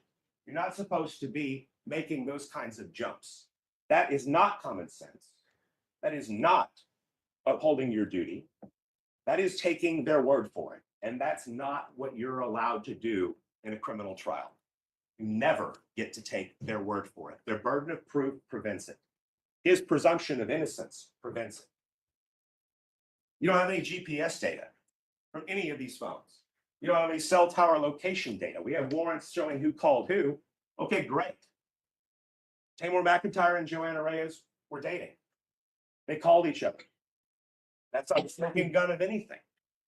But that cell tower data could have also told you where they were and when they were there, and you don't have it. We don't have a dump of Mark's cell phone. We don't know anything that's on there. We don't have any idea what their communications actually were. We don't have a dump of Joanna Reyes' cell phone. We have no idea where her communications were. She said somebody broke it up in Dallas. We have to take her word for that. We have no corroboration of what Joanna Reyes did at any point in time after we last see her on that El Potosino video. And we only know it's her on the video because she says it's her. We don't have any examples of Mark's work as a photographer. This claim that it's his passion, this claim that that's his thing, this claim that that was his reason for being in that car, they're asking you to take their word for that. There's no proof of it. We don't have a single example of this man being a photographer. We don't have a digital camera, the subject of this supposed robbery, or anything connected with the digital camera. We don't have a backpack. Technical difficulty, Your Honor, I apologize. When it comes to the gun, we have problems there too. You heard testimony that you could do additional GSR work on the hands of Mark Salivar to try and determine whether or not there might be additional elements besides lead, barium, and antimony that might give you a key as to what kind of ammunition was used or what gun was fired. That analysis wasn't done. You heard testimony from a firearms expert saying that it couldn't have been the gun. But fundamentally, he admitted at the end of the day, it's a subjective science. It's the human eye that's at work here. And he's basing it off of mostly the indentations on that primer. And while he can say that the breech face precludes it from being the same thing, he didn't take the gun apart. So he's speaking about generally what a Smith & Wesson looks like. And he can't speak to the condition of the gun. It's been sitting in evidence for years, 7 years, in 2 different property rooms. And no one came here to talk about whether those rooms are climate control, to talk about whether they have an armorer that comes in and cleans the guns, nothing. And he acknowledged that corrosion can affect how the primer gets indented when it's fired. You have nothing to analyze on those gun magazines, 2 of which are also 380 auto, not associated with that shell casing. And 1 is a 9mm. We don't have fingerprints on those magazines. We don't have anything to tell us whether they're significant or whether they're not, except we do know that there were a lot of guns in that car. We know that the perimeter of the crime scene didn't include the access road, which seems to me to be a problem when we don't know how many shots were fired. Because maybe there are more shell casings. There's no way to say one way or the other. This is really important. We have no search of Jeremiah Rodriguez's home. I'm sorry, but their only witness, the accomplice in this case, says that everybody left that parking lot and went to Jeremiah's house. If we're trying to find proof that someone committed a capital murder by robbing somebody else, don't you think we should search the house that they all ran away to afterwards to see if we might find something? Nothing. You didn't hear from Jeremiah Rodriguez. You didn't hear from Jeremiah Rodriguez's family. You heard nothing about that aspect of the case, which would be the best place to find something that might corroborate anything that Joanna Reyes said. They didn't give it to you. This is a homicide investigation. It's a capital murder investigation. A police officer doesn't get a warrant for a critical scene in the case. There's no search of Joanna Reyes's house, her parents' house. She says that she went to Dallas by the Greyhound bus station. You don't have any footage of her leaving. You don't have anything, any records that she ever bought a ticket.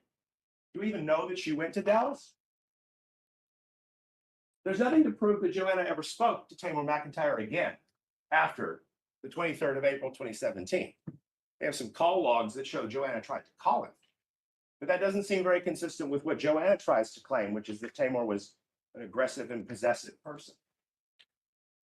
Very significantly, you don't have DNA, and you know that they could have tried to get it. They swabbed Mr. McIntyre's cheek, but they decided that it wasn't necessary. They didn't care what the results were. That's inexcusable.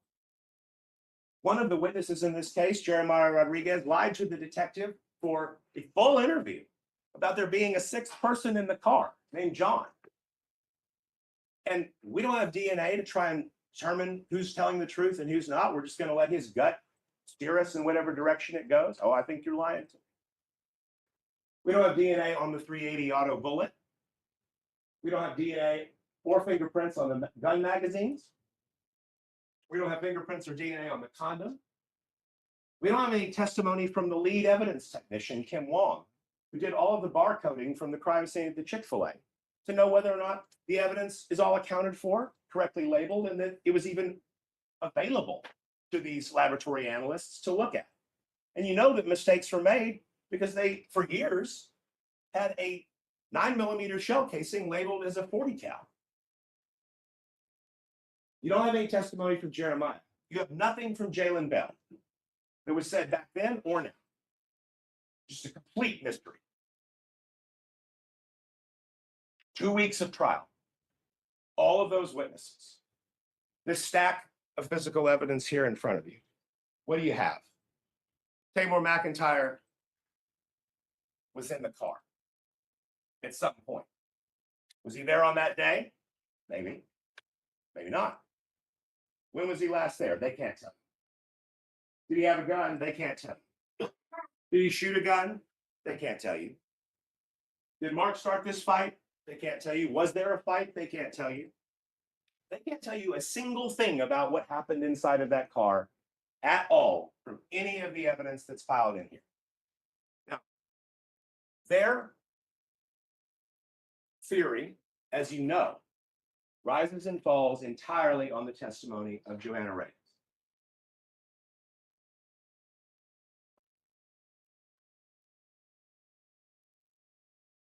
Proving that Taymor McIntyre was in that car is not enough to convict him of anything. Mere presence at the scene of a crime is not enough. The jury instructions tell you that explicitly. As a party, as the primary actor, doesn't matter. Mere presence is not proof beyond a reasonable doubt. The law. Joanna Reyes is lying. You know she's lying for several reasons. First, Detective Juarez knows she's lying. Everyone knows she's lying. The state bought and paid for that testimony at an extremely high price. Joanna Reyes was an adult when this crime occurred. She is facing life in prison without the possibility of parole or the death penalty for a capital murder. And rather than facing those consequences, the state offered her a plea to tampering with evidence with deferred adjudication, meaning that she'll never have a felony conviction for this offense.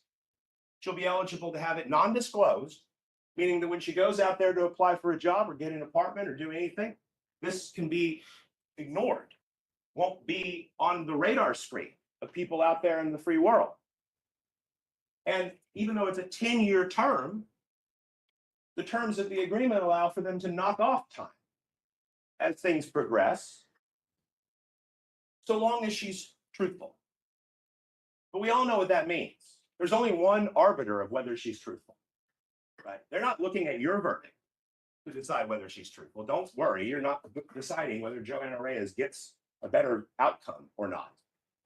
The only thing that decides whether she's truthful is what they think. The ones who are calling her to testify. That's not an acceptable way to run a justice system. Compensating people with their freedom to obtain the critical information they need when none of the physical evidence supports it is not a way to run a justice system. Her inconsistencies in her testimony are too many to recall. I don't know if I'm going to be able to list all of them. I know for certain that while Joanna maintained for a long time that this was all Taymor's idea, and that Taymor was the one talking to Mark on the messaging system, and this was what Taymor wanted, and it wasn't me, you heard her on the stand acknowledge that after lying and minimizing that forever and ever and ever, she finally has decided that she can say, all right, well, he contacted me first on Instagram, and he solicited me for nude photographs, and I blocked him. And then I later changed my account, and we got in contact again. And then we talked about this photo shoot, and he wanted it to be in lingerie. This is all about her career as a stripper. There is no evidence that this is actually anything that Mr. McIntyre wanted. There's no evidence that Mr. McIntyre was even aware that she was communicating. You have no way of knowing that other than her claim. A claim that she has every incentive in the world to say, irrespective of whether it's true. The idea that the photo shoot was rescheduled as to called off, I think, is an interesting thing. You heard testimony. Mark didn't have any other appointments. And the testimony was that he was basically saying, we're not going to do the photo shoot, but give me a ride to North Star Mall, which is where we said we'd do the photo shoot to begin with. That doesn't make sense. That doesn't make sense. She's hiding something there. I don't know what it is. I can't tell you what it is, but it's not my job to. They have the burden of proof here. And at its core, nothing corroborates her claims. If you want to tell a policeman that despite what it looks like, you are not the getaway driver or the perpetrator or involved in an armed robbery and a death, that occurred in the Chick-fil-A parking lot, that it really was all a big misunderstanding, which is what you tried to do desperately for a very long time. You would show the detective your communications with the deceased to clear all of that up. And you would explain 2 minutes. how that all develops on. We don't have any of that. She didn't give you that corroboration. And the malarkey about someone broke my phone, they have nothing to back that up either. We also know she's full of it because, come on, I thought he was 18. Look at the photographs.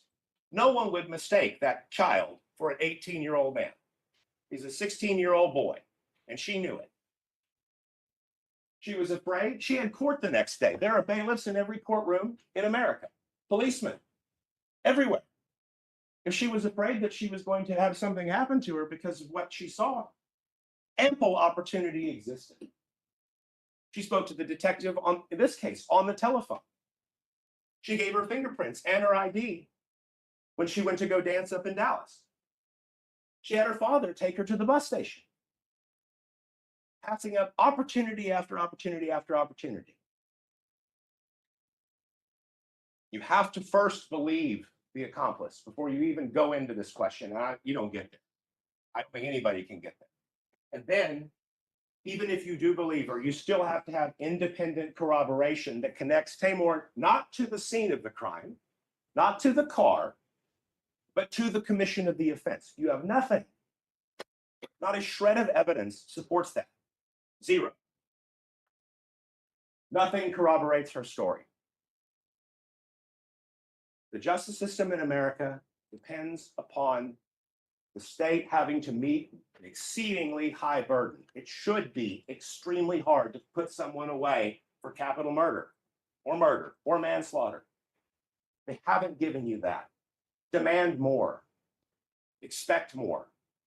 It is okay to have your doubts, and it is okay to rely on those doubts. It is your duty to expect them to work to dispel them, and they haven't. And lastly, I just want to say,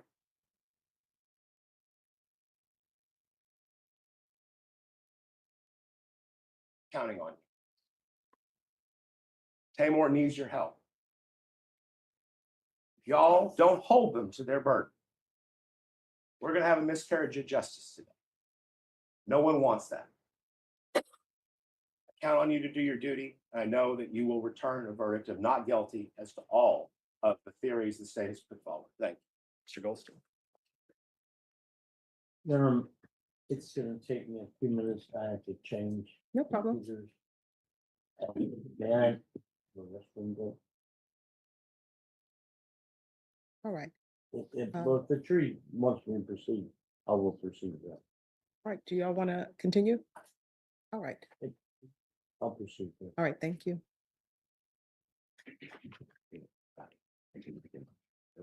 No, I thought this was the other second.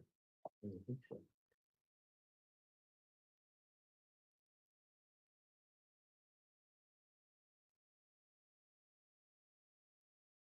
Yes. All right. All right, ladies and gentlemen, you have not been given permission by the court to deliberate. You've heard part of the closing argument, but both parties have not concluded their closing argument. Remember the court's previous instructions, and I'll have you all back here at 11:05. Is that enough time for everyone? All right, everyone, please rise for the jurors.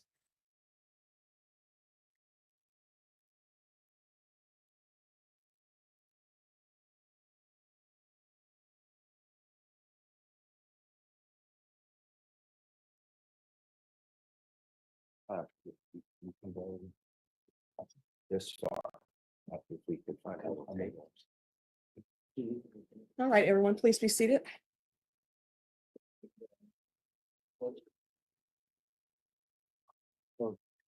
Jerry just plugged it in. Okay. Yeah, whatever you need, but I couldn't think of what the other day. Yeah, I mean, I think we had IT here today. We're just gonna, John, give you a If- flashlight. No, that's fine. I can use it from here. I can use it from here. Are you sure? Sure. Okay. Thank you. And I need to go to the bathroom. That's. I'd like to use it over this way. Thank you. I'm sorry, I didn't mean to be rude.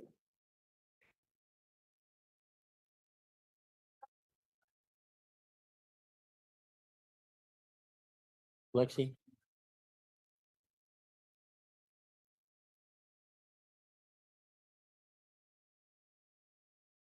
Love the I production. think they should have. Yeah. Thank you. You have?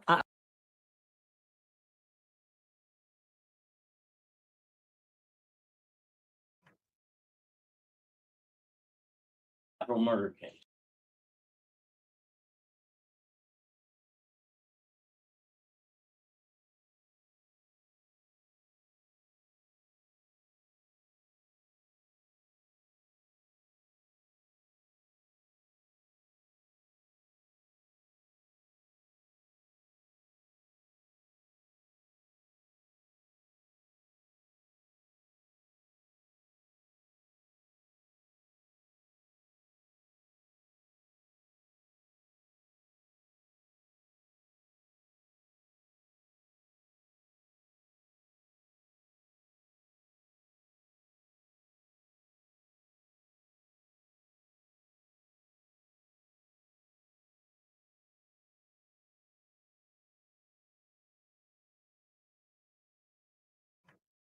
Ladies and gentlemen of the jury, able counsel, Taymor. This is a capital murder case. It's an important case, obviously. Okay. But I think we all take it seriously. I've been watching. Tell you that I'm impressed. I'm gonna try and just summarize quickly. Judge Boyd is the judge of the law. She decides the law. You've been watching her rule. I told you we were gonna have some disagreements, objection, instruction, disregard. I don't know how y'all keep track of it. We're having trouble keeping track of it.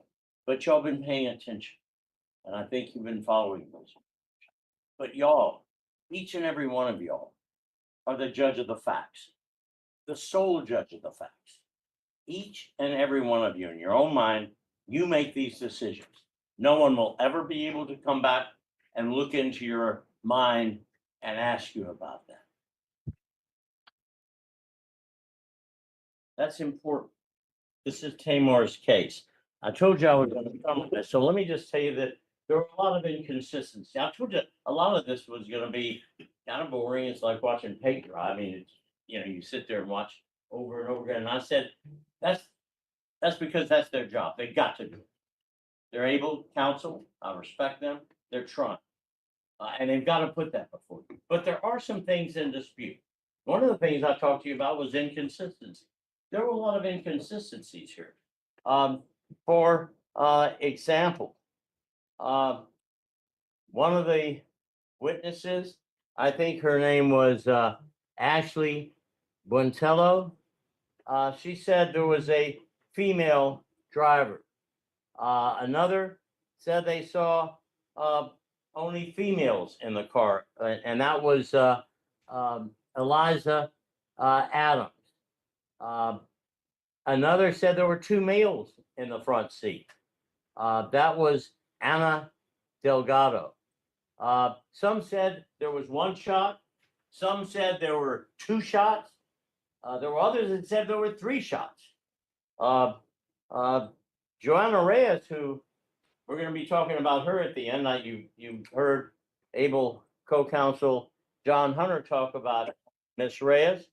She said she couldn't remember. She was in the car. She couldn't remember how many shots. We're going to talk about, you've already heard some things about the police investigation. I kind of like Sergeant Detective Raul Juarez.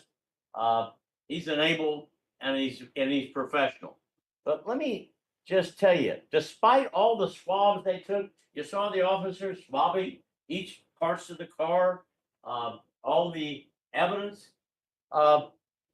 It's interesting. They never took they took our client's DNA, they never compared it. There was no effort to do that. Why? The 9mm weapon. The one seized from Jalen Bell, it was never even compared to the spent cartridge. It sat there for 7 years in Fort Worth, then was brought to San Antonio. And that wasn't done until we asked for it. 7 years later, they've never done that. I don't think guilty people would be asking for that sort of thing. The spent round, the one spent round found. Where was the lead crime scene investigator, the CSI? Remember the woman? I'm just gonna. The only way I remember is that they had a lot of pictures of her high heels. And nothing wrong with high heels. My wife for 55 years wears them all the time. But where was she? She's the one that picked up all that evidence. She's the one that bagged it all. Remember? Where is she? That nice homeless woman, she managed to get here. They have the burden of producing evidence. Where is the officer that made that you saw the report? It's in the evidence. The report where he says it's a what did he say it was? A 40 caliber of the 9mm cartridge. That was a mistake. Is that a giant mistake? Is that a reasonable doubt? I don't know if that's a reasonable doubt, but we're talking about cumulative. This is not our best efforts. There were no fingerprints obtained from the vehicle of Taymor. Didn't they compare any prints? There weren't any done. There were no fingerprints of the magazine. Remember, there were 3 magazines found, only one of them a 9mm that he just showed you. It fit perfectly in the weapon seized from Jalen when he was arrested 5 days later. There was no search of any residence. Why is that? I mean, you see it all the time whatever you watch on TV, when they're looking for, when they're trying to find people, they always go to their residence. They seize their residence, look through their electronic media. There was no search of Joanna Reyes's residence. There was no search of Jalen Bell's residence. There was no search of Mark Salivar's residence. There was no search of Jeremiah's residence. Remember Jeremiah Rodriguez? That's where they went right after this happened. Why wouldn't you want to search there? Why not? Well, our able detective said they wouldn't need to. He had made it, he doesn't get to make. The law is very clear in this state. No witness, no matter how much we like them and no matter how professional they are, no witness gets to make your decisions for you. No witness gets to tell you who's guilty and who's not. Not in this country.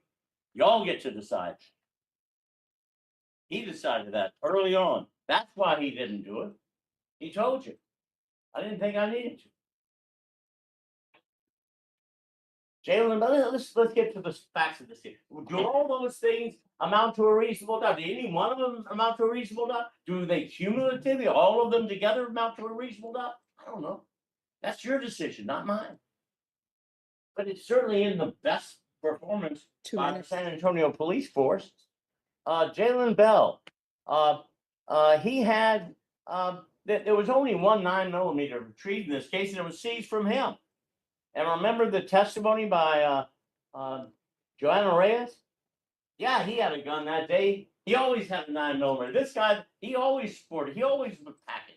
And it was a 9mm that he packed. Think about that. There was one spent cartridge found that they didn't even compare till we asked for it 7 years later. And one weapon, 9mm, one cartridge, 9mm. Was it but Jalen Bell seemed to always have a 9mm. That was how he ran. Jalen Bell's are the only fingerprints they took, and they were on Mark Salivar's telephone. Jalen Bell. Remember, that guy's a big boy. 6'4", 240 pounds. Taymor, little slight. 15 when Joanna Reyes met him, 16 when this happened. Jalen Bell is the one that rummaged through the backpack. He's the one that the testimony is rummaged through the wallet. What about him? Why not search his house? Where is he? We don't have any obligation to not you heard the charge. I know it's long, but take a look at it. It tells you that we don't have any obligation to bring in any evidence, not to call any witnesses. It's the prosecution's burden, a heavy burden. They have to prove beyond a reasonable doubt every element of the offense. Why didn't they bring Time, Jalen Bell? time. I thought I was in year one. I did. All right, thank you. All right, State, are you prepared to proceed? You have remaining 16 minutes and 47 seconds. May I have? I prepared this last night, but I just have a few minutes more. Now, both sides agreed to 30 minutes. That's what both sides are receiving. I'm gonna beg the court, can I have 2 minutes? No. All right, State, are you ready to proceed? Yes, Your Honor.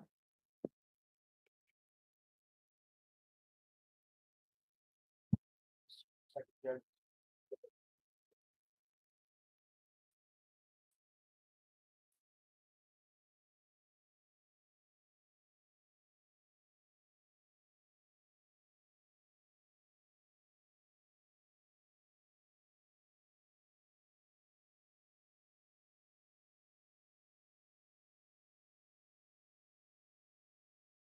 Ladies and gentlemen, I'll be the last one speaking to you. I know it's been a long 2 weeks, so I'm going to try to be as brief as possible. As you noticed, the judge is going to hold me to a 16-minute time interval. So after I speak with you, you're going to have the opportunity to go to the back. The charge that the judge read to you, you're going to get that, a copy of that, and you're going to be able to review that back there, okay? So what I'm going to do is jump right in about the capital murder here. The state has proven every single element of capital murder. You look at this on April 23rd, most of these are not in contention here. April 23rd, 2017, Bear County, Texas. The death of Mark Anthony Salvador was by a deadly weapon, by a firearm, by a shooting. And the only things in contention that defense is arguing is Taymor McIntyre was not the one that did this while he was attempting to rob. I think the evidence overwhelmingly, if not beyond a reasonable doubt, beyond almost all doubt, that we have the correct individual. I'm going to talk about Joanne Reyes briefly right now, and then go over evidence with you that came on in this case. Right here, I'm going to read it to you. Joanna Reyes, accomplice. She is an accomplice to this. She did plead to tampering with evidence of that car. She fessed up, took responsibility for her part. She did not shoot Mark Salvador. That man right there did. That's what we're trying to do, is make somebody that killed someone take responsibility. Joanna took responsibility. You look at all the evidence. Joanna did one thing. She was driving that car. You saw when she got out of that car. She's freaking out. You heard testimony from Jasmine Cruz saying she looked freaked out. If you watch that video, what are those two other individuals doing? Jalen Bell, 6'4", 200-something pounds, and the slight individual, Mr. Taymor McIntyre, walking around like it's another day. A day in the life, Taymor McIntyre. A day in the life. That's what Joanna gave you with her testimony. That's what she gave you. A taste of the life of Taymor McIntyre. A person that shot down another individual for the sole purpose of taking a camera and a backpack and $10. That's a day in the life of Taymor McIntyre. Just one day. She was an accomplice, but she took her responsibility. Defense counsel is correct. She's getting deferred. She's been on bond for over 7.5 years. Has abided by that. Has not broken the law. Has not broken bond. She came in here and testified. And you know what people do, or what they're labeled as? when they testify. Snitches. Your Honor, may we approach?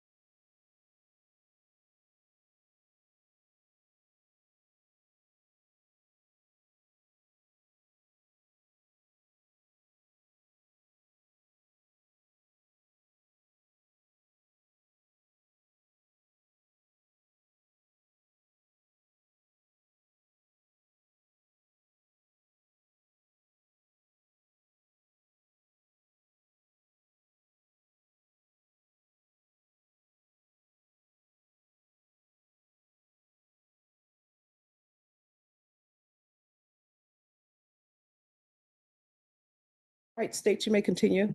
Thank you, Judge. Ladies and gentlemen, I'll go into Joanna Reyes. She is an accomplice, but she took her responsibility, has taken her responsibility. Her testimony needs to be corroborated by other evidence tending to connect the defendant with the offense. Tending, not beyond a reasonable doubt, just connecting him, tending to connect him. Okay? Keep that in mind. But then, after you find that evidence, that corroborating evidence, you add that with all the other evidence that came in this case, including her testimony, including what she said, and everybody else said, all the evidence, and then you must believe beyond a reasonable doubt. Corroborated evidence that corroborated her, and then also all the evidence, including her testimony, equals a guilty in this case. Let's go over that. This is the video.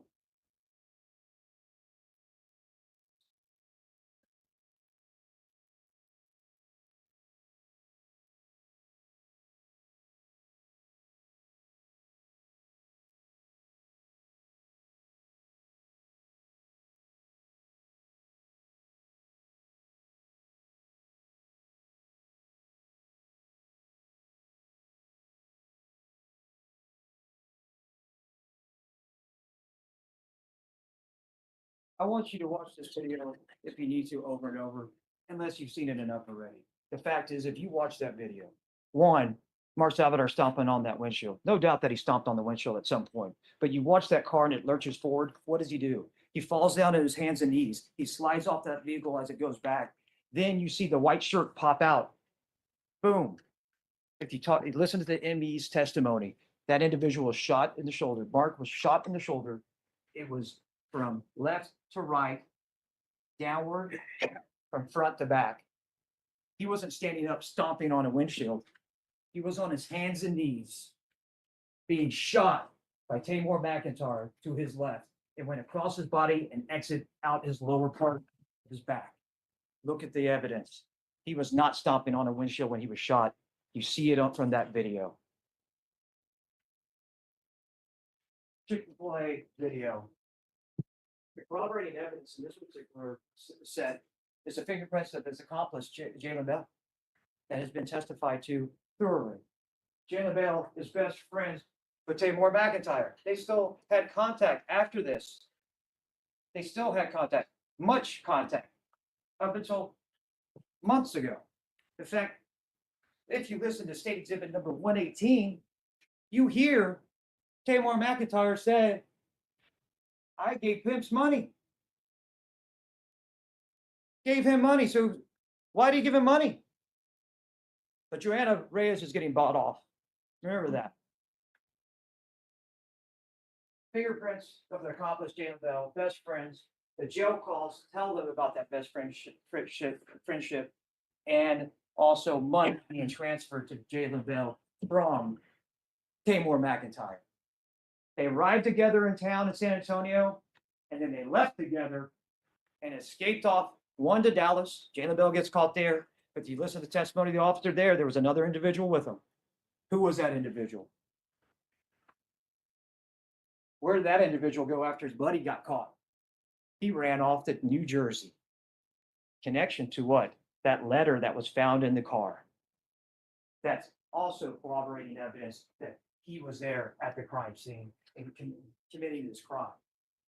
Altogether, also testimony in here, you got that shell casing that was tested against the gun. It did not come back to that gun. You heard about the one shot. Several witnesses testified to that. You got shows that the front seat passenger in the white shirt. Watch the video. It's a white shirt. Watch the El Patrocino video. It's a white shirt. El Patrocino video as they pull up, or when they had pulled up already. That's Taymor McIntyre walking around a car. That's his that is Taymor McIntyre in that white shirt that got out of that front seat passenger. And that's the individual that shot Mark Salivar. If you look at the timestamps on these videos, also at the beginning of each of the videos, you'll notice that the times 5:19 was in the Chick-fil-A parking lot. When the initial video of El Patrocino, it's registering at 5:20. Maybe a minute from one location to the other, if not seconds. So that Chinese fire drill that defense counsel was mentioning, probably a pretty fast one, I guess. El Patrocino, the black key is there. This shows the 4 individuals in that vehicle. You have been told who those are. The white shirt of Taymor. You watch that video image, and that's Taymor's physical body. He is a 16 and a half, almost 17-year-old individual, slight build. He's growing up. He's growing into Taymor McIntyre. The wallet is found of Mark's, establishes robbery at this location. You watch that video, you watch Jalen Bell, 6'4" of them, 240 pounds of them, putting on a backpack. You see it as he goes out and he's walking with Taymor McIntyre. You see him take the backpack off and then rearrange, and they walk off into the night, or the day rather. More corroborating evidence, a lot of corroborating evidence in that black Kia. How many of you, everybody in this room, where's your cell phone right now? You know exactly where your cell phone is. Taymor's was in the glove compartment of the black Kia that was in the murder investigation. That's where his cell phone was. You know where your cell phone, everybody knows where your cell phone is. Taymor McIntyre left it in a car because he was running off into the day to get away from that vehicle from a murder. You also heard my co-counsel, Ms. Galloway, talk about the phone records. That's in evidence. Taymor's phone records compared to Joanna's phone records. There's intermediate phone numbers mismatched several times. Jeremiah's fingerprints are found in that car. Sergeant Wars established Jeremiah was in that car through his investigation. He was interviewed by Sergeant Wars. His rendition, his interview is consistent with all the evidence that was collected.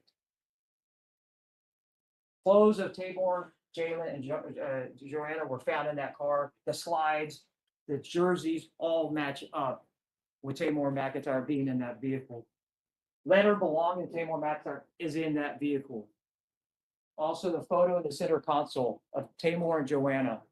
If you look at this, that photo on the left-hand side is that photograph that's laying in the console in the middle. Shows her in a jersey, that Chicago, some type of football jersey with Taymor. What you can see is white high tops, Nike. The wallet to your right is Mark Salivar, testified by Miss Salivar, his mother. That's evidence of a robbery. That's not the scene of where it happened, but it happened at Chick-fil-A. We're at that intersection. It was ongoing the whole time. If somebody's robbing you, they're taking it and you're trying to stop them from taking some of your objects, you can try to stop them.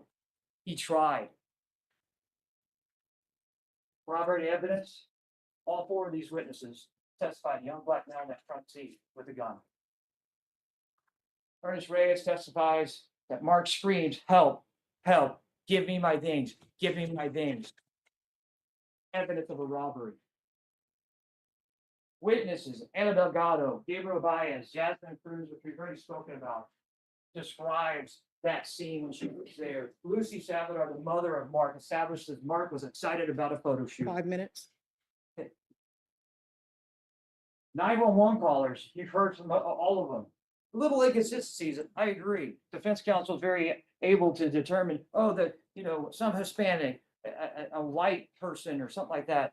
But, the fact is, if you look at the consistent things, front seat shooter, a gun, a black car, and guy on the hood, consistent with everybody else's testimony. That's one word you're going to hear over and over is consistent, consistent, consistent. Taymor runs off to New Jersey. He's found up there, and then he's brought back to Tarrant County. Then he's brought back to Bear County to face these charges. Tending to connect the defendant with the offense, everything that I just went over, but reiterated. Fingerprints of the accomplice, Jalen Bell. Shell calls established McIntyre and Bell's friendship. Video image of El Paso matches Taymor's physical body. The blue iPhone belonging to Taymor McIntyre. That phone. Taymor's phone records are Joanna's phone records. Testimony of Mark's phone number on Joanna's phone records. Jeremiah interview consistent with all this evidence. Clothes of Taymor and Jalen and Joanna in that car. Photo in the center console of Joanna and Taymor. And then the letter belonging to Taymor. This is all corroborating evidence that you can use in your determination of an accomplice, witness, testimony, and the truthful of that. Because the fact is, there's that letter addressed to Taymor, the same place where his phone is found in that vehicle. Remember, corroborating evidence just needs to tend to connect, and it does the defendant to this offense. 10 doesn't have to be beyond a reasonable doubt, but then you add all this evidence together, all of it together, and you get a view of a credible evidence together, and you get consistent evidence confirmed by overlapping evidence, video, testimony, and all other collected evidence equals beyond a reasonable doubt of guilty. Easily. Briefly, if capital murder, that's what we're asking for if guilty. And just to briefly, since it was brought up, if this is self-defense,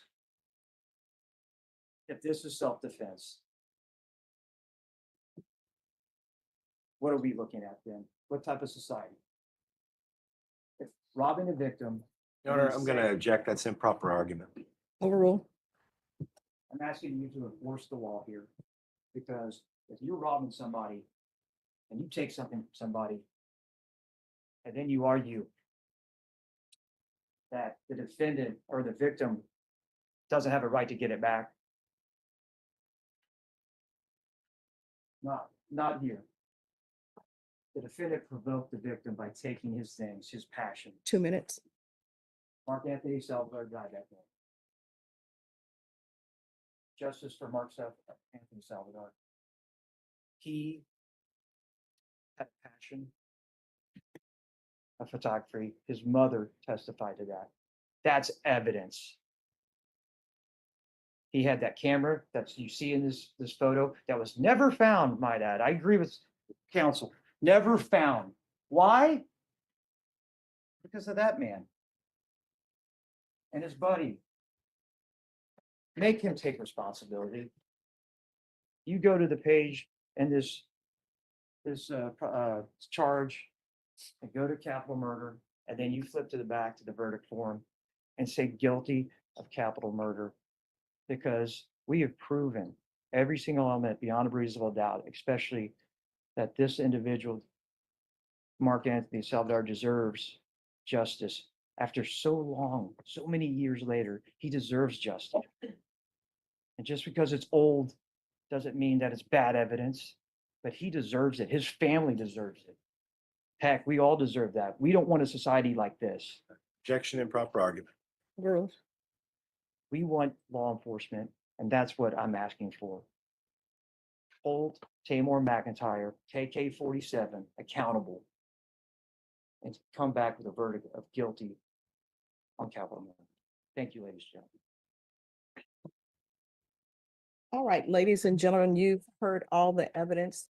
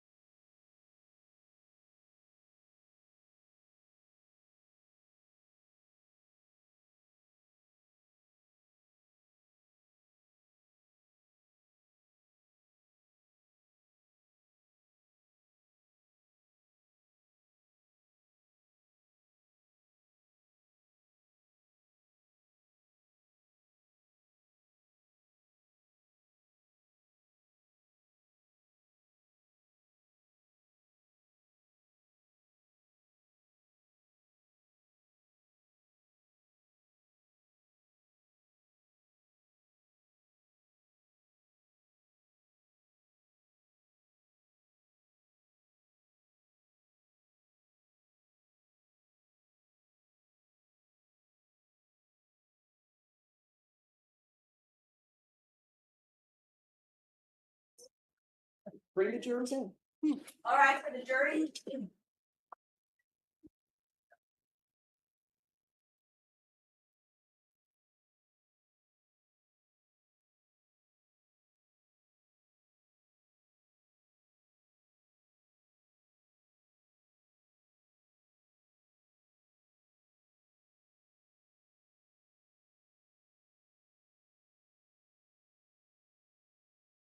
Please be seated.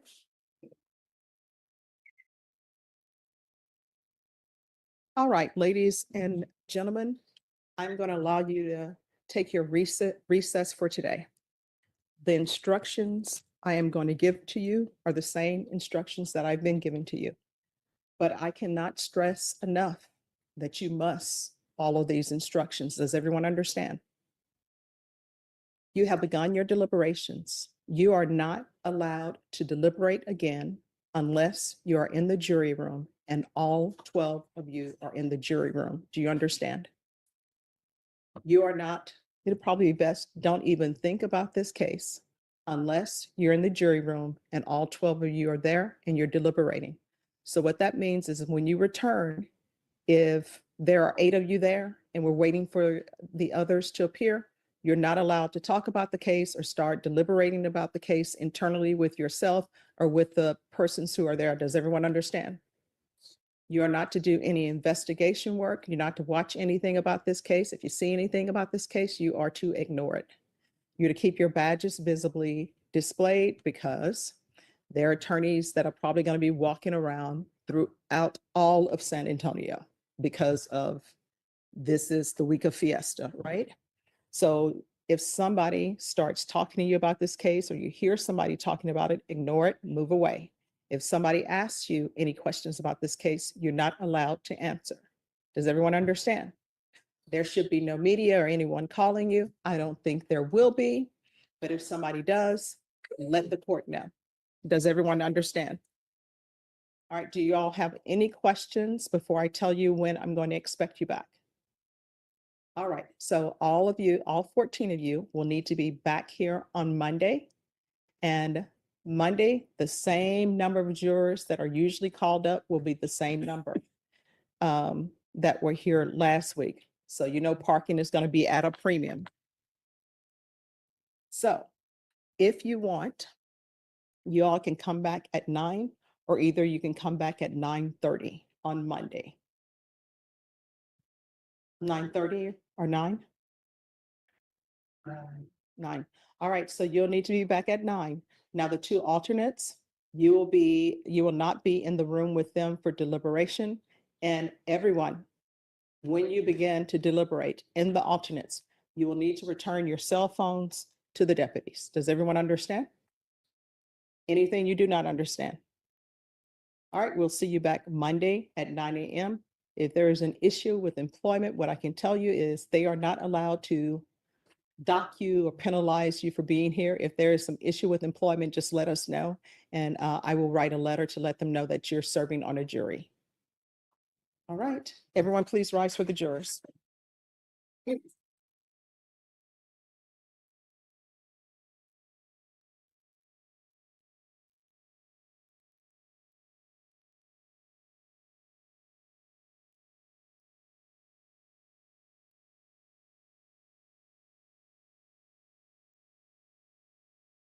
Right, everyone, please be seated.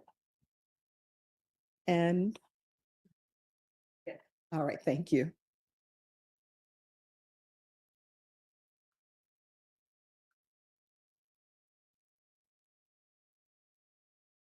All right, the jurors will be back on Monday at 9.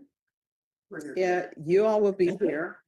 If they have any questions or there's some issues, of course, we all have your numbers and we will call you. Thank you, Judge. All right, is there anything else? I have a excused, Your Honor, and I will not be here on Monday.